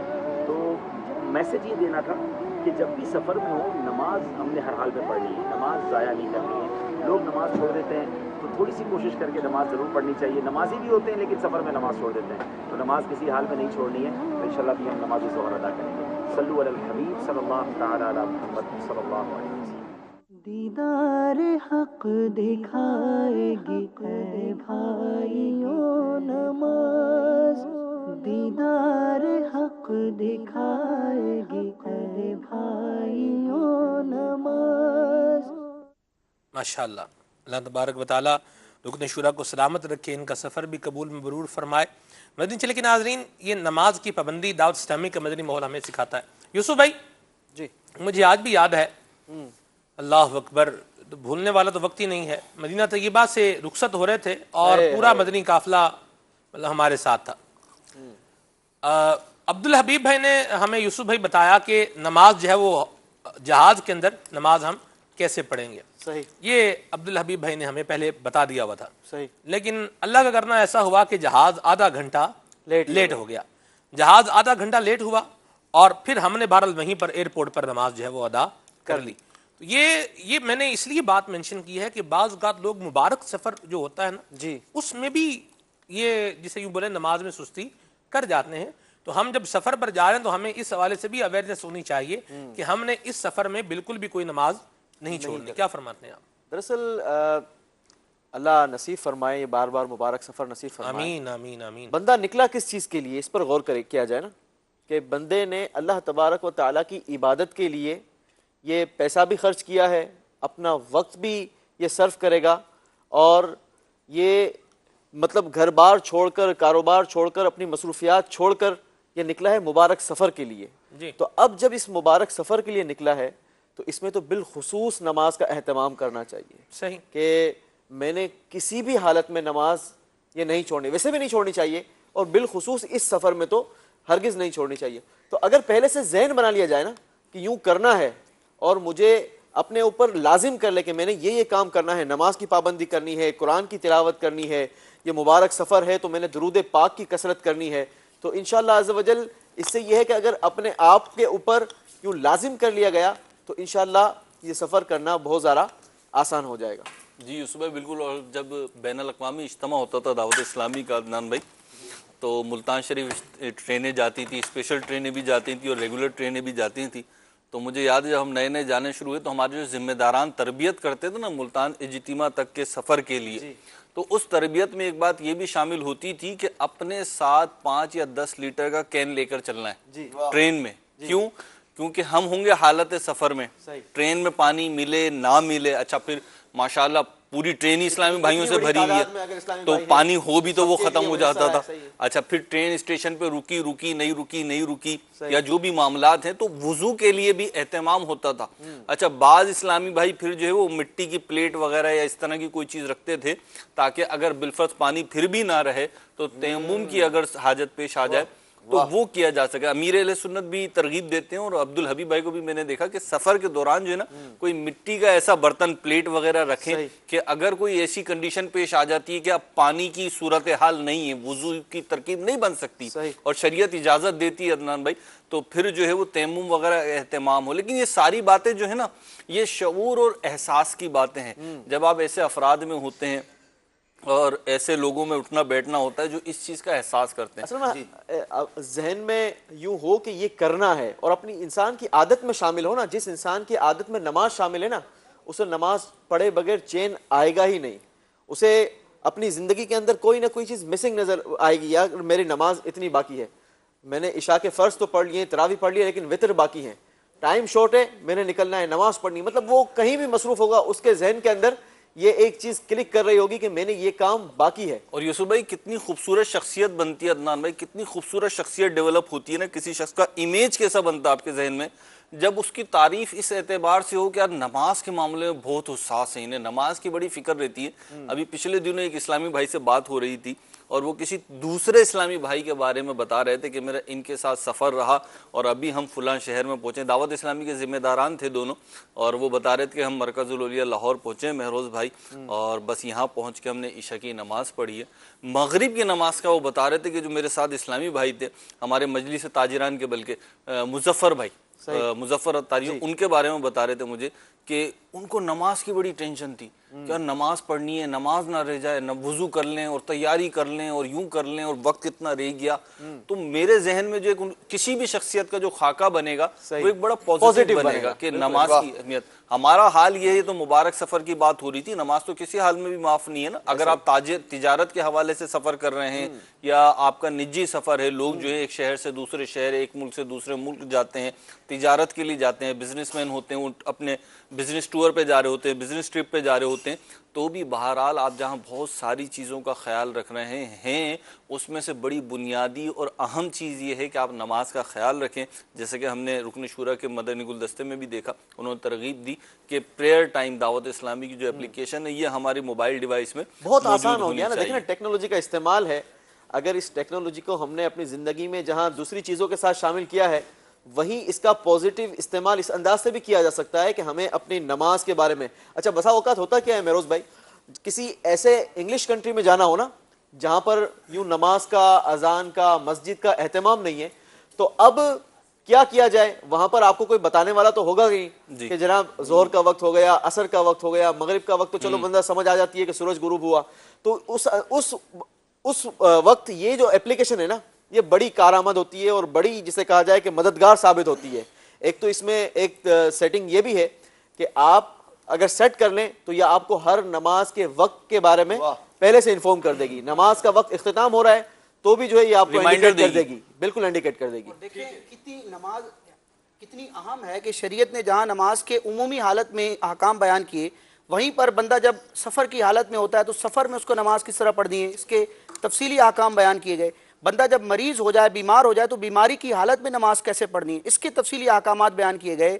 حتیٰ کہ خوف کی حالت ہو، دشمن کا خوف ہو تو اس وقت صلاۃ الخوف کا جو پورا طریقہ بیان کیا گیا ہے. یعنی آپ دیکھیں شریعت نے بھی انسان کی زندگی میں جتنے بھی نشیب و فراز آتے ہیں ہر حالت اور کیفیت کے اعتبار سے نماز کا حکم بھی فرمایا اور اس کی تفصیلات بھی ذکر کی ہیں. حضور نماز تو جو ہے نا چاہے خوشی کی کیفیت ہو چاہے غم، دونوں صورتوں میں اچھی ہے. کیوں اچھی ہے؟ خوشی ہوگی تو شکر ہو گیا، شکر بجا لیا، اور غم ہے تو ڈھارس بن گئی. قرآن نے کہا ہے نماز سے اور صبر سے مدد چاہو تو نماز پڑھ لو. سبحان اللہ، بڑی پیاری بات کہی. مدنی چینل کے ناظرین آپ کی کالز کو بھی مدنی چینل کے ناظرین صلو علی الحبیب صلی اللہ تعالی علی محمد صلی اللہ تعالی علیہ. ویسے یہ ہے کہ ایک آف دی ریکارڈ جو ہے نا وہ سلمان بھائی کا بھی سلسلہ ہونا چاہیے، کیونکہ بہت ساری چیزیں تو مدنی چینل کے ناظرین دیکھ رہے ہیں نا. چلے ہماری تو ان کے پاس جمع ہے لیکن ان کی چیزیں ہمارے پاس جمع ہے. اللہ نے چاہا موقع ملا تو اللہ رمضان کو سلامت رکھے، اس کی برکت عطا فرمائے. لیکن بہرحال رمضان نے جانا ہے، عید نے آنا ہے، تو عید کے جو سلسلے ہوں گے اس میں آپ دونوں بھائی مل کے کر لیں ماشاءاللہ، یہ آپ کی اور آپ ان کی. ہم سب فائدہ ہو جائے. نہیں ایسے نہیں ہوگا نا، وزن برابر ہونا چاہیے. یہ تنہا اور ہم سب. اللہ آپ کا بھلا کرے، مہربانی فرمائے. بہرحال مدنی چینل کے ناظرین گفتگو ہو رہی ہے الحمدللہ، آپ کی کالز بھی آ رہی ہیں، آپ کے میسیجز بھی آ رہے ہیں. موضوع پر کچھ مزید گفتگو کرتے ہیں انشاءاللہ، پھر آپ کی کالز کو اور آپ کے میسیجز کو بھی شامل کرتے ہیں انشاءاللہ. راشد بھائی آپ فرما رہے تھے مدنی گلدستے کے دوران، ایصال ثواب کرنے والے مدنی گلدستے کے دوران، کہ آپ نے امام کستلانی کی ایک عبارت سنائی ہے، ایک عبارت میں بھی سناؤں گا. ارشاد.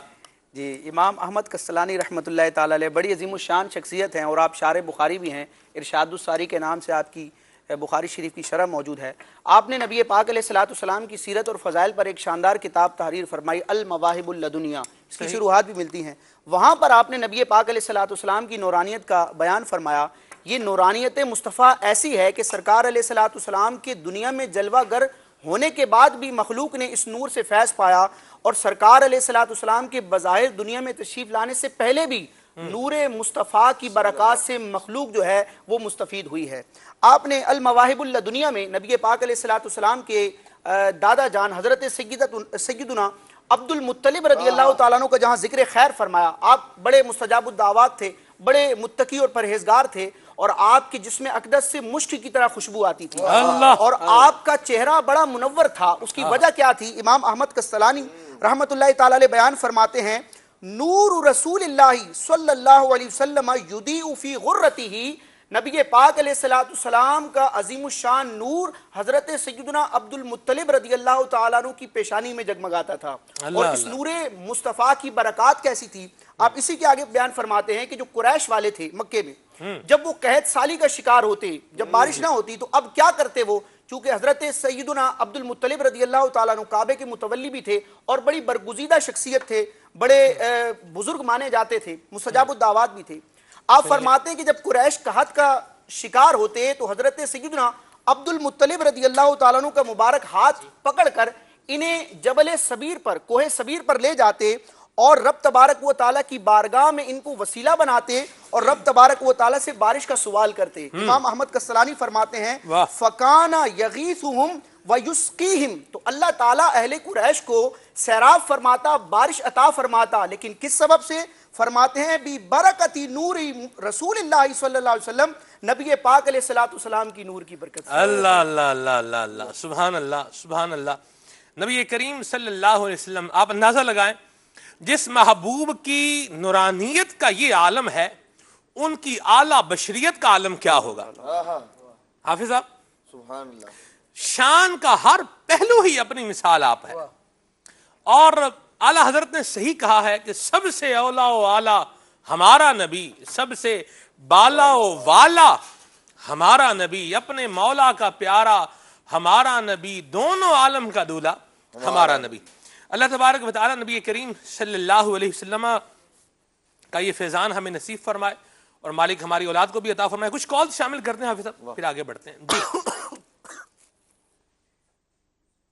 حضرت میرا نام ذیشان حسین صدیقی ہے، میں کراچی سے بات کر رہا ہوں۔ سوال ہے میرا، جاب چھوڑ دی تھی 1 سال پہلے اور اپنے چھوٹے موٹے سے کام کر رہا تھا، تو بس اس دفعہ ذہن میں یہ بنایا کہ رمضان المبارک میں کوئی کام نہیں کروں گا، اور انشاءاللہ عبادت کی ترتیب بنائی ہے، اور الحمدللہ کر بھی رہا ہوں، اور آخری کے عشرے میں اعتکاف میں بیٹھنے کا ارادہ بھی ہے۔ تو لیکن مجھے کچھ لوگ یہ کہہ رہے ہیں کہ آپ غلط کر رہے ہو، اپنے ساتھ کام بھی کرنا ہے، اور میں نے ان کو کہا کہ بھائی میرے پاس اتنی رقم موجود ہے کہ میرے گھر والوں کو انشاءاللہ رمضان المبارک میں پریشانی نہیں ہوگی، اور عید کے بعد اللہ پاک اسباب بنا دے گا کوئی نہ کوئی، کیونکہ اللہ مسبب الاسباب ہے۔ تو حضرت بس یہ معلوم کر لیں کہ میں نے جو کیا ہے وہ صحیح کیا ہے۔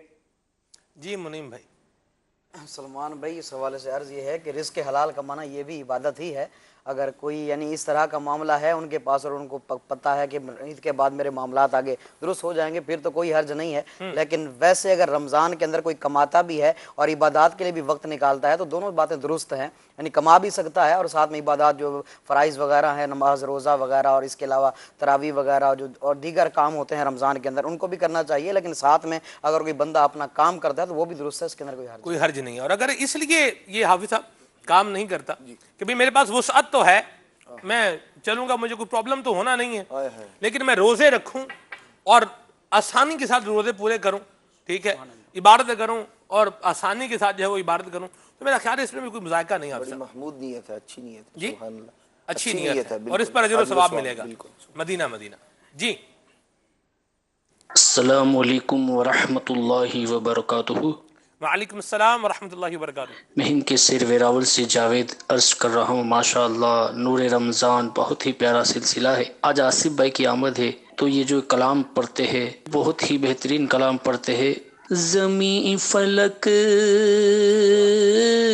پہ روشنی میرے نبی کے نور کی، یہ سنا دے، جزاک اللہ خیرہ۔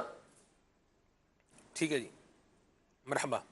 آصف بھائی کچھ کہیں گے؟ آپ کچھ کہیں گے؟ ماشاءاللہ شعر سنایا انہوں نے۔ زمین فلک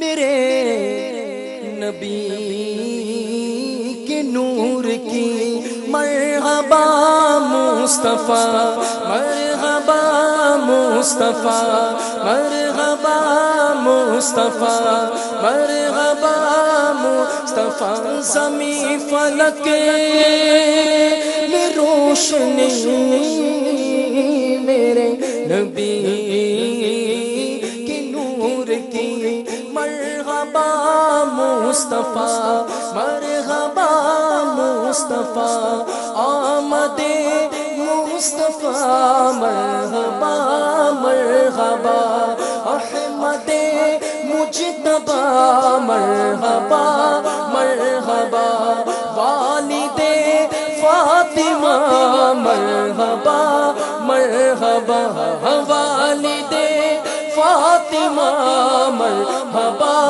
مرحبا، میرے حاجت روا، مرحبا مرحبا۔ زمین فلک میں روشنی میرے نبی کے نور مدینہ مرحبا جی۔ محمد عمران اتاری جوہانسبرگ ساؤتھ افریقہ سے عرض کر رہا ہوں۔ سلمان بھائی ماشاءاللہ آپ کا سلسلہ روزانہ ہی بہت ہی پر نور ہے، اور آج کا جو موضوع آپ نے لیا ہے نور مصطفیٰ، یہ تو بے شک سب نوروں کا نور ہے۔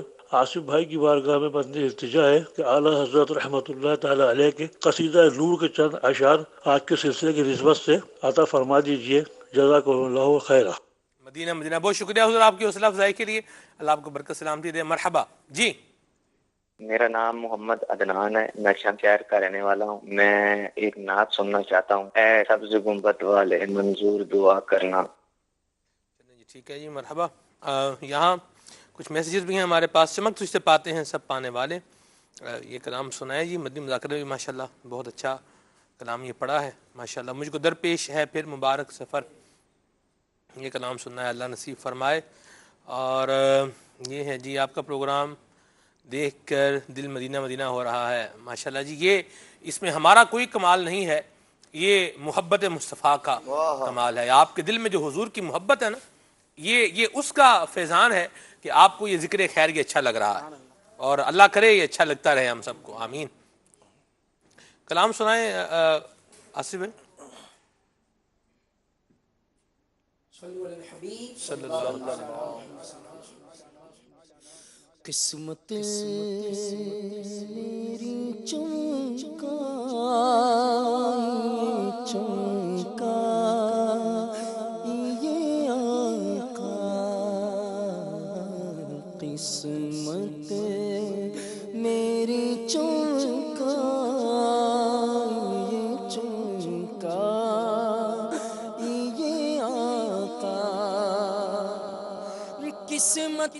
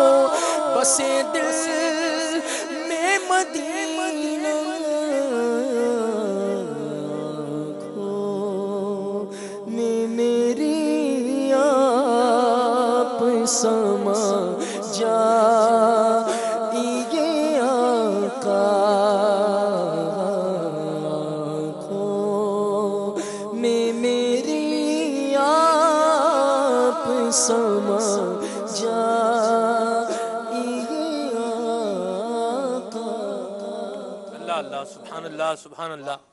مدنی چینل کے ناظرین آپ اندازہ لگائیے حضور کی شان کا, حضور کی عظمت کا, حضور کی رفعت کا, حضور کے سٹیٹس کا آپ اندازہ لگائیں. لیکن اس کے باوجود منصب حضور کے پاس, اتھارٹی اختیار یہ حضور کے پاس, پاور یہ بھی حضور کے پاس. کیا نہیں ہے آقا کریم کے پاس؟ نہیں ایک مگر کہ وہ ہاں نہیں, نہیں کے علاوہ کیا نہیں ہے حضور کے پاس, اللہ اکبر. لیکن اس کے باوجود نبی کریم صلی اللہ علیہ وسلم کا ہم زندگی گزارنے کا انداز دیکھتے ہیں تو اس میں تحمل ہے, اس میں مہروز بھائی بردباری ہے, اس کے اندر حافظ صاحب درگزر ہے, اس میں معاف کر دینا ہے. غصہ حضور نے اپنی ذات کے لیے حافظ صاحب کہیں غصہ نہیں کیا. اور آج جب ہم اپنے اوپر غور کریں, ہم آقا کریم کے غلام, ہم کس روش میں بہ رہے ہیں حافظ صاحب. آج ہی کی بات ہے, میں نے دیکھا جمعے کی نماز کے لیے میں جا رہا تھا حافظ صاحب, 2 موٹر سائیکل والوں نے پورا روڈ بلاک کیا ہوا ہے مہروز بھائی. اور کیا ہے, پورا روڈ 2 موٹر سائیکل والوں نے بلاک کیا ہوا ہے. ایک کا موٹر سائیکل ادھر ہے, ایک کا ادھر ہے, دونوں آپس میں کیا کر رہے ہیں, لڑ رہے ہیں. اور دوپہر کا وقت ہے. کیا فرمائیں گے حافظ صاحب, یہ کیا ہمارا کیا زندگی گزارنے کا سٹائل بنتا جا رہا ہے؟ یعنی نہ کوئی برداشت ہے, نہ کوئی درگزر ہے, بس موٹر سائیکل لگ گیا ہمارے ہاں تو بھئی مجھے گھور کے کیوں دیکھا, تو مجھے یوں کیوں کیا, تو وہ کیوں کیا. گھورنا تو بہت دور کی بات ہے سلمان بھائی, کسی مسکرا کے دیکھے نا تو سامنے والا پوچھتا ہے کیوں مسکرا رہا ہوں, مسکرا رہے ہو بھائی, تو اب وہ بندے کی مسکراہٹ ہی غائب ہو جائے. حالانکہ سنت مبارکہ تو یہی کوئی مسکرا کے آپ کی طرف دیکھے تو اسے دعا دیں آپ الحق اللہ سنک مدینہ مدینہ. حافظ صاحب. سلمان بھائی یقیناً یہ نبی پاک صلی اللہ تعالیٰ علیہ وآلہ وسلم کی جو مبارک تعلیمات ہیں ان سے عدم واقفیت اور ان پر عمل نہ کرنا اور اچھے لوگوں کی صحبت سے دور رہنا اس طرح کے اسباب. جی مجھے لگتا ہے ہم نے اپنے آپ کو نا اپنی مرضی کے سپرد کر دیا ہوا ہے. جی ایسے ہی، حالانکہ ایسا نہیں ہونا چاہیے. دیکھیں ہم جب مسلمان ہیں تو بطور مسلمان بعض چیزیں ہم پر لازم ہوتی ہیں. ٹھیک ہے. برداشت اور حلم جو ہے یہ تو اللہ تبارک تعالیٰ کی وہ نعمت ہے کہ اللہ کے پیارے محبوب صلی اللہ تعالیٰ علیہ وآلہ وسلم کی جب ہم تعلیمات دیکھتے ہیں، خود نبی پاک علیہ السلام کا مبارک عمل ہے، ہم ان کے ماننے والے ہیں، ان کے امتی ہیں. ہمارے لیے جو نبی پاک علیہ السلام کا اسوہ حسنہ ہے، جو آقا کریم علیہ السلام کی مبارک زندگی ہے، ہمارے لیے وہ نمونہ ہے. میرے مصطفیٰ کریم علیہ السلام نے اگر ان کے ساتھ کسی نے برا سلوک کیا، وہ حضرت زید بن ثانہ رضی اللہ تعالیٰ عنہ کا وہ مبارک واقعہ جس میں انہوں نے آخر میں ایک بات کہی تھی کہ ان کے ساتھ جو شخص جتنا برا سلوک کرتا ہے ان کا علم اتنا بڑھتا چلا جاتا ہے. تو اللہ کے پیارے محبوب صلی اللہ تعالیٰ علیہ وآلہ وسلم کو مبارک انداز یہ ہے، ہم تو اس نبی علیہ السلام کے ماننے والے ہیں. چاہیے تو یہ تھا سلمان بھائی، بارہا اس طرح کے بھی مناظر دیکھنے کو ملتے ہیں. ایک تو یہ ہے کہ دیکھیں کوئی شخص کسی سے ٹکرا گیا، ٹھیک ہے، اور اس پر جو ہے یوں کہہ لیں کہ ایک خلاف طبیعت بات ہوئی اور بندے کو غصہ آ گیا، اس طرح کا کوئی معاملہ ہو گیا. بعض اوقات ایسا ہوتا ہے کہ ٹکراتے ٹکراتے بچ گئے، دونوں بچ گئے، کسی ایک کو کوئی خراش تک نہیں آئی، لیکن اب دونوں کھڑے ہو کے لڑائی کر رہے ہیں اور لوگ پیچھے جو ہے نا ان کی منت سماجت کر رہے ہیں، بھائی رستہ چھوڑ دو یار، رستہ بلاک مت کریں، آپ چھوڑ دیں. منت سماجت کر رہے ہیں. دوسری طرف بھی حافظ صاحب، اب مہروز بھائی دوسری طرف وہ بھی گاڑی کا ہارن بجا رہا بندہ، منیم بھائی وہ ہارن بجا رہا، بھائی آگے سے ہٹ جاؤ. مجھے یاد ہے میں سبزی لے کر آ رہا تھا حافظ صاحب، سبزی لی اور میں گھر کی طرف آ رہا تھا. ایک موٹر سائیکل والا ادھر سے تیزی سے آ رہا ہے، دوسرا ادھر سے تیزی سے آ رہا ہے. ٹھیک ہے، دونوں سامنے آ گئے اور اللہ کی رحمت سے دونوں کی بریک آصف بھائی لگ گئی. یعنی ٹکرایا کوئی نہیں کسی سے. ایک نے مسکرا کے دوسرے کو دیکھا، دوسرے نے مسکرا کے پہلے کو دیکھا. اچھا اب میرے ہاتھ میں، میں تو ایسے ہی گھر پہ آ رہا تھا، سبزی تھی میرے ہاتھ میں، تو یہ میں نے چیزیں یہ دیکھی ہیں. یہ دیکھنے کے بعد جو پیچھے بیٹھا ہوا تھا نا حافظ صاحب، ایک بندے کے ساتھ وہ ایک موٹر سائیکل پہ 2 لوگ تھے، اس نے پیچھے سے سر نکال کے، اندھا ہوگا تجھے نظر نہیں آتا ہم آ رہے ہیں ادھر سے، تو آگے سے آ رہا ہے، بس جی یہ اس کا کہنا تھا حافظ صاحب. اور پھر وہ دونوں آپس میں، 2 ادھر سے وہ بھی اتر گئے، ادھر سے یہ بھی اتر آیا. اب پیچھے وہ جو مہران گاڑی تھی وہ ہارن مار رہا، بھائی راستہ خالی کر دو. منیم بھائی کیا کہیں گے یہ اس طرف؟ سلمان بھائی اصل میں مسئلہ یہ ہے کہ ہمارے معاشرے میں بالخصوص رمضان کے دن چل رہے ہیں تو بندہ روزہ رکھتا ہے تو وہ سمجھتا ہے میں کسی پہ احسان کر رہا ہوں. صحیح. اور بندہ روزہ رکھ کے آفس جا رہا ہے تو وہاں پر بھی اگر کسی نے تھوڑی سی بات کر دی تو وہاں پر بھی ایک کہتا ہے تجھے پتہ نہیں ہے میرا روزہ ہے. کام کے اندر بھی ڈنڈی مار دی، اس پر سیٹ نے کچھ کہہ دیا یار اس کو پتہ نہیں ہے کہ میرا روزہ ہے. اور گھر کے اندر آیا، گھر والوں نے، بچوں نے کچھ کہہ دیا، بچوں کی امی نے کچھ کہہ دیا تو ان سے جھگڑا کر دیتا ہے بندہ. اس کو یہی کہتا ہے کہ تجھے پتہ نہیں ہے میرا روزہ ہے. تو روزہ تم نے رکھا ہے، اس کا مطلب یہ نہیں کہ تم نے کسی پر احسان کیا ہے، یہ اللہ تبارک و تعالیٰ کی طرف سے تم پر فرض ہوا اور تم نے روزہ رکھا ہے. روزے کے اندر تو انسان کو چاہیے اس کا علم اور بڑھ جائے، اس کو چاہیے کہ اس کی جو قوت برداشت ہے اور بڑھ جائے. یعنی یہ سوچ لے کہ یار اگر میں نے روزہ رکھا ہے تو سامنے والے کا بھی روزہ ہوگا. وہ بسا اوقات ایسا ہوتا ہے کہ چڑچڑاپن آ جاتا ہے، لیکن اس چڑچڑے پن کو ختم کرنا یہ جو ہے وہ اعلیٰ چیز ہے. اور سب سے بڑی بات یہی ہے کہ انسان اپنے اندر قوت برداشت پیدا کرے، بھلے رمضان ہو یا رمضان کے علاوہ ہو. آپ دیکھیں کہ روزہ جو ہے نا، روزے کی حالت میں ہم دیکھیں کہ ہمارا یقین زیادہ کامل ہو جاتا ہے. کس اعتبار سے؟ اللہ تبارک و تعالیٰ پر کس طرح. اس کو بھی اگر آپ نے پیچھے سے بائک مار دی ہے نا، آپ صرف تھوڑی سی یہ لفظ کہہ دینا معذرت، وہ بھی ٹھنڈا پڑ جاتا ہے، وہ بھی ٹھنڈا پڑے، بھلے وہ جتنا غصے والا ہو. یعنی یہ ایک پیار بھرا جملہ ایسا ہوتا ہے کہ جو سامنے والا جو اگرچہ سنگ دل ہے، سامنے والا وہ غصے والا ہے، اس کے غصے کی آگ کو بجھا کے رکھ دیتا ہے. صرف ایک پیار بھرا لفظ ہے، بندہ معذرت کر لے یا پیار بھرے جملوں میں مسکرا کے دیکھ لے. لیکن اگر پیچھے سے اس نے کہہ دیا نا کہ تو اندھا ہے، تو وہ کہے گا تو اندھا ہے، تیرا باپ اندھا ہے، اس طرح کے جملے ہمارے معاشرے میں بولے جاتے ہیں. یعنی یہ حقیقت پر مبنی بات ہے. مہربانی ہے، باپ کے اوپر بس کر پورا خاندان ہی کھنگال دیتے ہیں. اب یہ لڑائی جو ہے نا، اب وہ لڑائی جو تھی وہ بائک لگنے کی یا کندھا ٹکرانے کی نہیں بنے گی، بلکہ اب یہ ہوگا میرے باپ کو اس نے یہ کہا ہے اور اس نے میرے خاندان کو یہ کہا ہے. اب یعنی پہلے وہ بات جو ختم ہو سکتی تھی تھوڑے سے معاملے میں ایک شخص کے زبان کا غلط استعمال کرنے کی وجہ سے ایک نئی جنگ شروع ہو گئی. اب وہ ادھر سے وار کر رہا ہے زبان کے ذریعے اور پھر وہ دوسرا اس کے مقابل میں کر رہا ہے اور پھر یہ زبانی جنگ نہیں رہتی بلکہ ہاتھا پائی. عدنان بھائی بعض اوقات تو ہوتا یہ ہے کہ وہ بات جو ذرا سی ہوتی ہے نا بندہ وہ بھول جاتا ہے, پورے خاندان تباہ و برباد ہو جاتے ہیں. سلمان بھائی میرے پاس ایک نوجوان آیا, بالکل ینگ مین, یعنی سمجھ لیں آپ 20-25 سال کے دوران اس کی عمر ہوگی, اور مجھ سے کہنے لگا حضرت آپ سے ایک مسئلہ پوچھنا ہے. تو بہرحال اس نے مسئلہ پوچھا طلاق کا.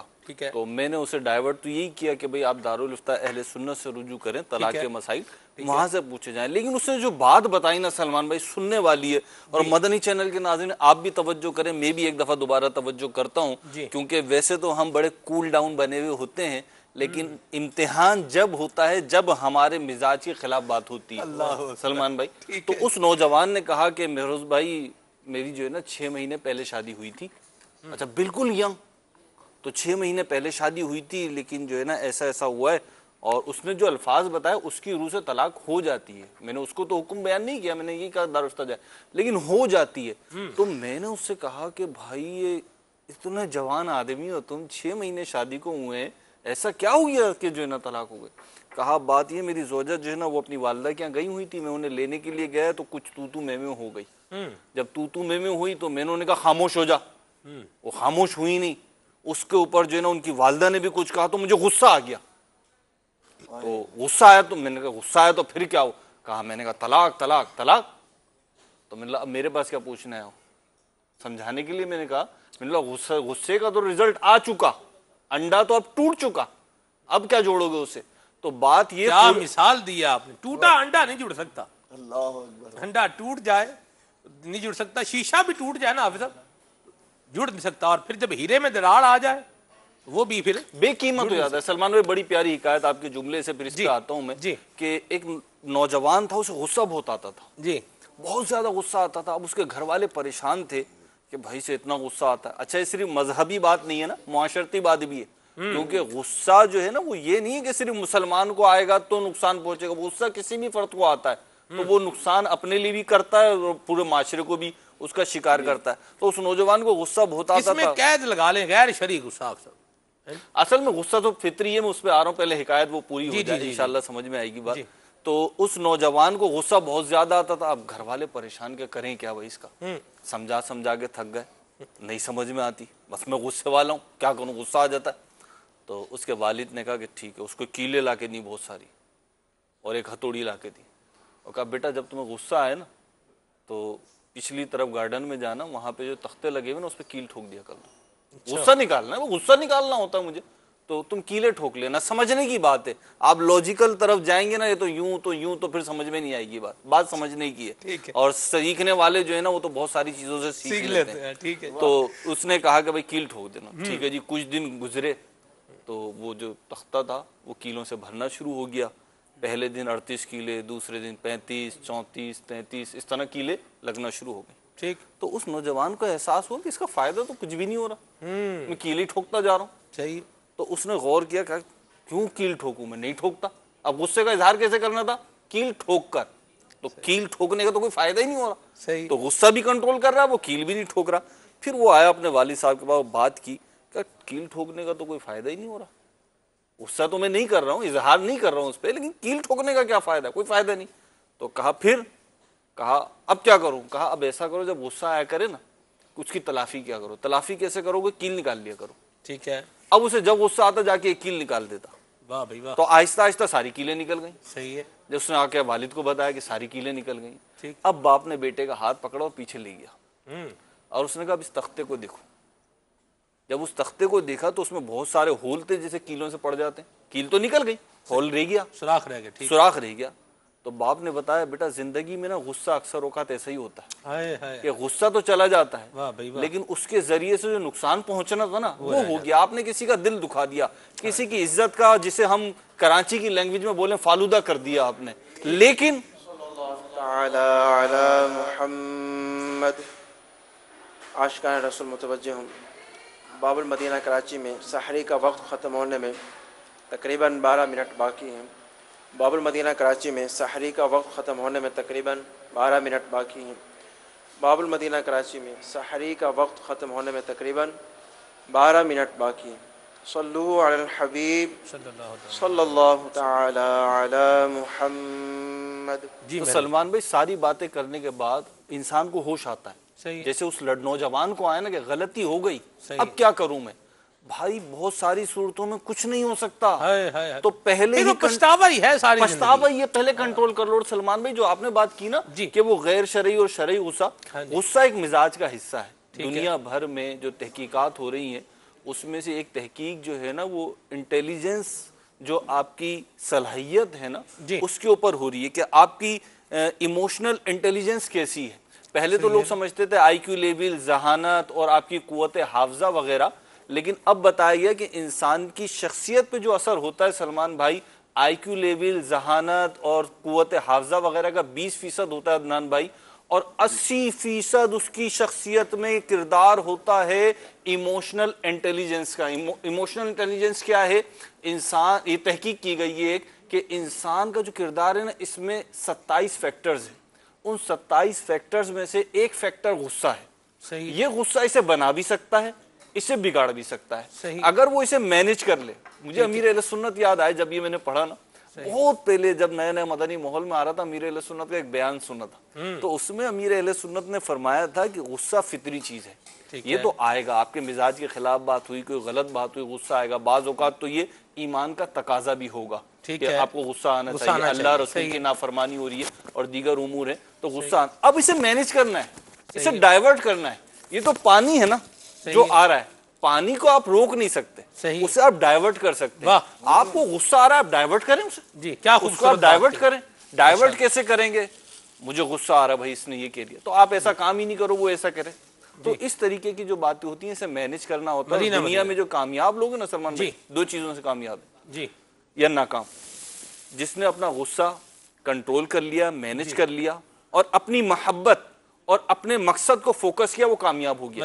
اور جس نے اپنے غصے کو کنٹرول نہیں کر سکا پھر وہ ناکام ہی رہ جاتا ہے۔ اللہ ہمارے ہاتھ، اور امیر اہل سنت اس کی زندہ مثال ہے۔ جی اللہ ہمارے ہاتھ میں رحمت فرمائے، اپنی ذات کے لیے، اپنے نفس کے لیے کیا غصہ کرنا ہے۔ راشد بھائی آپ یہ بتائیں کہ غصہ آخر آتا کیوں ہے؟ آپ کو بھی مطلب چلیں آپ کا تو میں نہیں کہتا آپ کو غصہ کیوں آتا ہے، لیکن آپ کی کیا اسیسمنٹ ہے کہ دنیا میں، معاشرے میں لوگوں کو غصہ کیوں آتا ہے؟ مائک لگا لیں، کوئی بات نہیں، اتار دیا دوبارہ لگا لیں، اپنا مدنی چینل اپنا، مائک بھی اپنا ہی ہے، کوئی مسئلہ نہیں، لگانے میں بھی حرج نہیں، اتارنے میں بھی حرج نہیں۔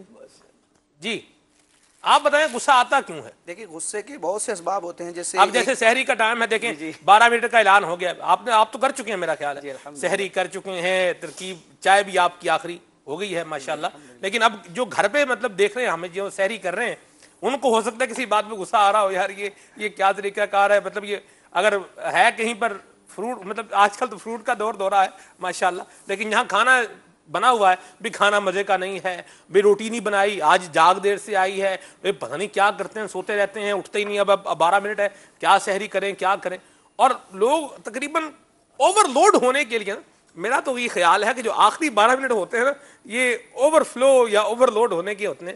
کیا فرماتے ہیں؟ ابھی بھی غصہ ہو سکتا ہے، لوگ گھروں میں کسی نہ کسی بات پر آ رہا ہو، بچے کے رونے پہ غصہ آ رہا ہے، تو کسی گھر کے فرد پر غصہ آ رہا ہے، کیوں غصہ آتا ہے؟ کیا فرماتے ہیں؟ ایک تو مہروز بھائی نے بڑی پیاری توجہ دلائی کہ انسان کے مزاج کے خلاف جب بات ہوتی ہے تو اس کو اشتعال آتا ہے۔ دوسری ایک وجہ امام غزالی رحمۃ اللہ تعالی علیہ نے احیاء العلوم میں یہ بیان فرمائی ہے کہ انسان ایسے افراد کی صحبت میں جب بیٹھتا ہے کہ جو غصے کو اپنا فخر سمجھتے ہیں کہ بھائی ہم تو بڑے غیرت والے ہیں، ہم تو بڑی عزت والے ہیں کہ ہم تو کوئی غلط بات سن ہی نہیں سکتے، اور فوراً اس پر اپنا آؤٹ پٹ دیتے ہیں، تو ایسے افراد جو سرکش ہوتے ہیں، ایسے افراد کی صحبت بھی انسان کو اس انداز پر لے آتی ہے کہ غصے کو ظاہر کرنا اور غصے کا غلط نفاذ کرنا وہ اپنے لیے ایک شان کا معاملہ سمجھتے ہیں کہ میں تو بڑا کمال کر رہا ہوں، میں بڑی بہادری دکھا رہا ہوں۔